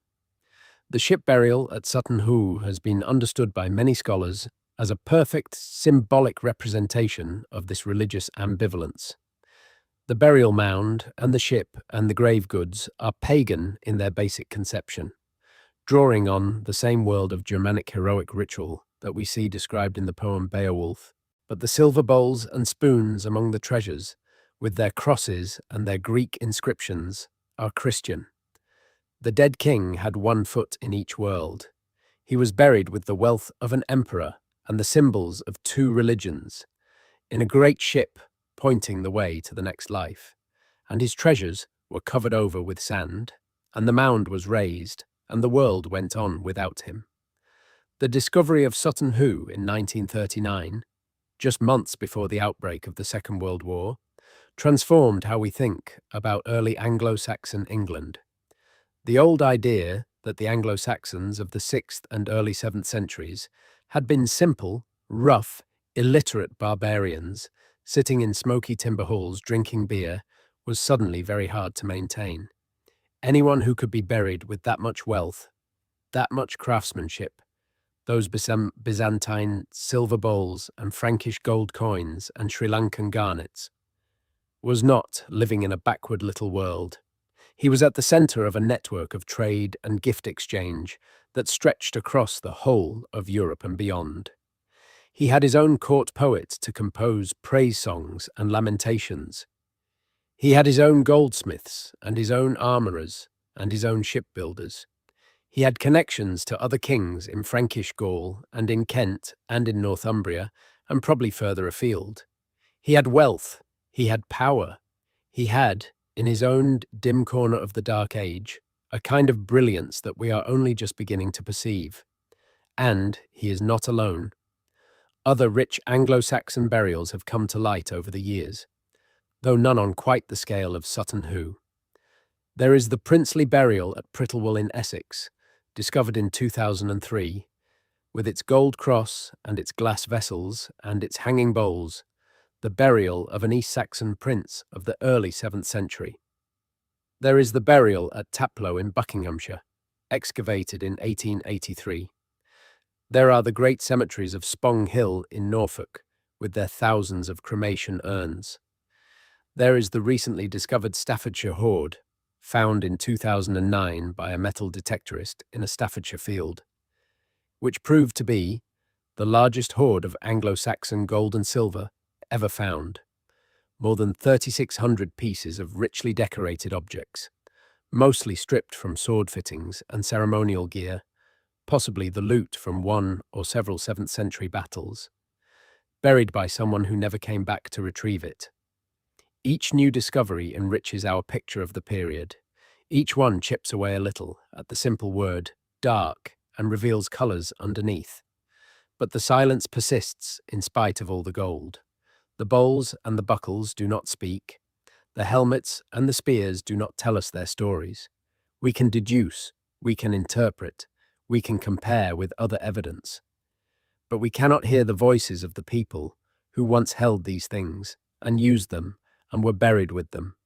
The world they lived in has gone, and the documents that might have told us about it were never written, or were lost, or were burned in some later war, or were used as scrap by some medieval scribe to bind a different book. We will never know what songs were sung in Raedwald's hall on the night before he died. We will never know what arguments he had with his queen. We will never know what he believed, really, about the gods he half-worshipped. We will never know the names of the men and women who built his ship and rowed it up the river to its final resting place above the Deben. The same is true on the British side. There are Welsh annals, called the Annals Cambriae, that survive in copies from the 10th century and later, which give us a year-by-year list of events going back to the 5th century. They are brief. Each year usually gets 1 or 2 lines, sometimes nothing at all. Battles are noted, deaths of important people, the years of plague, the eclipses of the sun and the moon. There is an entry for the year 516, which reads, "The Battle of Badon," in which Arthur carried the cross of our Lord Jesus Christ for 3 days and 3 nights on his shoulders, and the Britons were the victors. There is an entry for the year 537, which reads, "The Strife of Camlan," in which Arthur and Medrawd fell. These are 2 of the very few early references to Arthur that exist, and they are tantalizing. Were these entries copied from older sources that have not survived? Are they the inventions of medieval Welsh writers seeking to anchor their legendary king in real time? We do not know. We cannot prove. We can only note that someone, somewhere, by the 10th century at the latest, was writing them down, and that they have been a puzzle ever since. In the year 793, in the early summer, on the holy island of Lindisfarne off the coast of Northumberland, the monks woke up one morning to find longships beaching on their shore. The ships had carved prows shaped like serpents and dragons. The men who jumped out of them carried axes and spears and round wooden shields. They were Northmen from across the sea. They were Vikings. They had come not to settle or to trade, but to raid. They sacked the monastery. They took its treasures. They killed some of the monks and carried others off to be sold as slaves. The news, when it spread, shocked the Christian world. The scholar Alcuin, a Northumbrian who was then working at the court of Charlemagne in Frankish Gaul, wrote a horrified letter back to his homeland, asking how such a thing could have happened, asking what sins must have brought down this judgment on the holy places. The pagan raiders had come back, after centuries of Christian peace. The Dark Age, which had been slowly closing, was about to be cracked open again by a new wave of violence from across the sea. The Viking Age, which followed, was different from the Anglo-Saxon settlement that had preceded it. It was better documented. We have annals and chronicles and saints' lives and laws and poems and runic inscriptions in real abundance. We can trace the Viking wars almost year by year through the late 9th and 10th centuries. We can follow the rise of Wessex under King Alfred and his successors.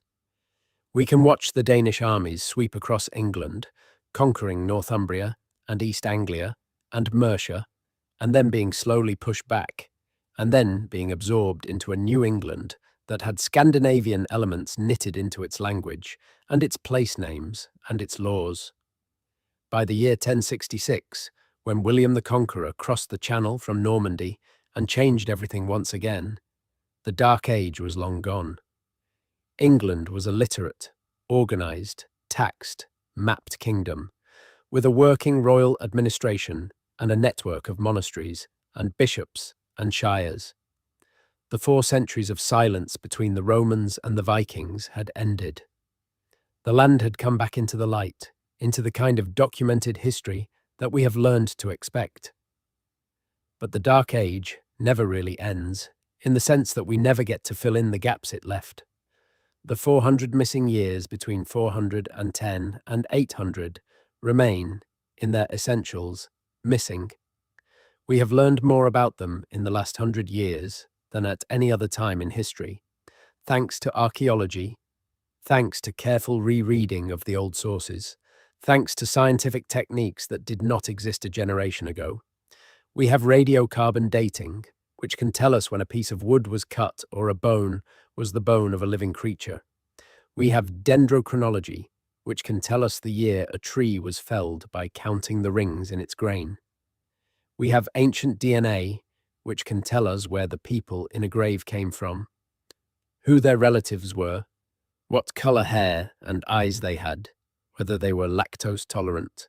We have isotope analysis, which can tell us what the people in a grave ate and where they grew up by looking at the chemical signatures in their teeth. Every year, the picture gets a little richer. Every year, a few new fragments are added to the puzzle. But the puzzle is enormous, and most of the pieces are still missing, and many of them have been ground to dust by the long centuries. And we will never have the whole picture. Some of it is simply gone. And perhaps that is all right. Perhaps it is good for us, even to have such a long, deep gap in our historical knowledge, sitting there like a dark pool in the middle of our island story. It reminds us that the past is not entirely ours. It reminds us that there are limits to what we can know, no matter how cleverly we dig and how carefully we read. It reminds us that the people who lived in the dark centuries were not waiting for us to come and discover them. They were living their own lives, in their own time, by their own light, and the silence they left behind is not their failure. It is just what happens when the years pile up, and the records crumble, and the memories die. It is the natural state of human affairs to be forgotten. We who live now will be forgotten in our turn, in some longer century. The records we keep, the photographs and the documents and the data will mostly be lost. Our names will be inscribed somewhere, and the inscriptions will weather, and the stones will be moved, and one day someone will stand at the place where we used to be and have no idea who was there. The Dark Age is not a strange event. The Dark Age is what all ages eventually become. But in the meantime, while we still have voices, while we still have stories, while we still have the patience to sit in the quiet and listen to the long, slow unfolding of a thing that happened long ago, we can keep something alive. We can remember Vortigern, even if he was not quite the person we think he was. We can remember Hengist and Horsa, even if they were partly mythical. We can remember Ambrosius Aurelianus in his Roman cloak, rallying the broken Britons. We can remember the unnamed war leader at the top of Baden Hill, who may have been called Arthur, or may not. We can remember Patrick writing his letter to a tyrant on a bit of parchment in a stone hut in 5th century Ireland. We can remember Ethelbert listening politely to the strange Latin chants of Augustine and his monks in a field in Kent. We can remember Bede working in his scriptorium at Jarrow, copying out the deeds of his ancestors in careful, clear handwriting that we can still read. We can remember Raedwald lying in his great ship under the sand of the Suffolk shore. We can remember the unnamed monk of Bangor Iscoed, killed at the Battle of Chester with 2,000 of his brothers. We can remember the British farmer outside Wroxeter, watching the great Roman city slowly fall down. We can remember the Saxon settler in East Anglia, looking west and thinking, "This is mine now. None of them is fully known to us. All of them are partly knowable. Each of them, in their small individual way, lived through the long dark age that we have been walking through, and we owe them the courtesy at least of remembering that they were there. The night is long, and your room is warm, and the voice is still going, gently, and there is no need to stay awake to hear the rest. The story will be there in the morning, if you want to come back to it. The Dark Age has been there for 1,500 years already. It will be there tomorrow. It will be there next week. It will be there next year. It is the patient kind of story. It does not mind waiting. We have walked through the withdrawal of the legions, and the panic of the cities, and the rise of Vortigern, and the coming of Hengist, and the fight of Ambrosius, and the great victory at the unknown hill called Badon. We have walked through the western kingdoms and their hill forts, through Tintagel and South Cadbury, and Dinas Powys, through the bishops and the saints and the inscribed stones in the lonely churchyards. We have walked through the climate crisis of 536 and the plague that came after. We have walked through the slow rebirth of literacy with Augustine and Aidan and Bede, through the conversion of the kings and the writing of the laws. We have walked through Sutton Hoo and the gold of its lost king. We have walked slowly all the way down to the longships of the Viking Age, coming over the horizon at Lindisfarne. And what is left at the end of all of that walking is the same thing that was there at the beginning. The silence, the long, quiet centuries that no one wrote about, where most of the human lives that were lived are gone forever, where what remains is only a scattering of stones and bones and broken pots and a few precious documents, and where we, sitting in our warm rooms 15 centuries later, can only do our best to listen. The silence is not empty. It is full of all the people who once lived and who are gone. It is full of all the words they spoke that no one wrote down. It is full of all the days that came and went, and the rains that fell, and the cattle that were tended, and the children that grew up, and the old people that died peacefully in their beds at the end of long, ordinary lives. The silence is the resting place of all of that. The silence is where most of human history lives. In the end, when you wait long enough. And so we let the silence have it back, gently, the way you give back a book to its shelf at the end of a long evening of reading. We let the dark age return to its dark. We let the names go back into their stones and the stones go back into their grass.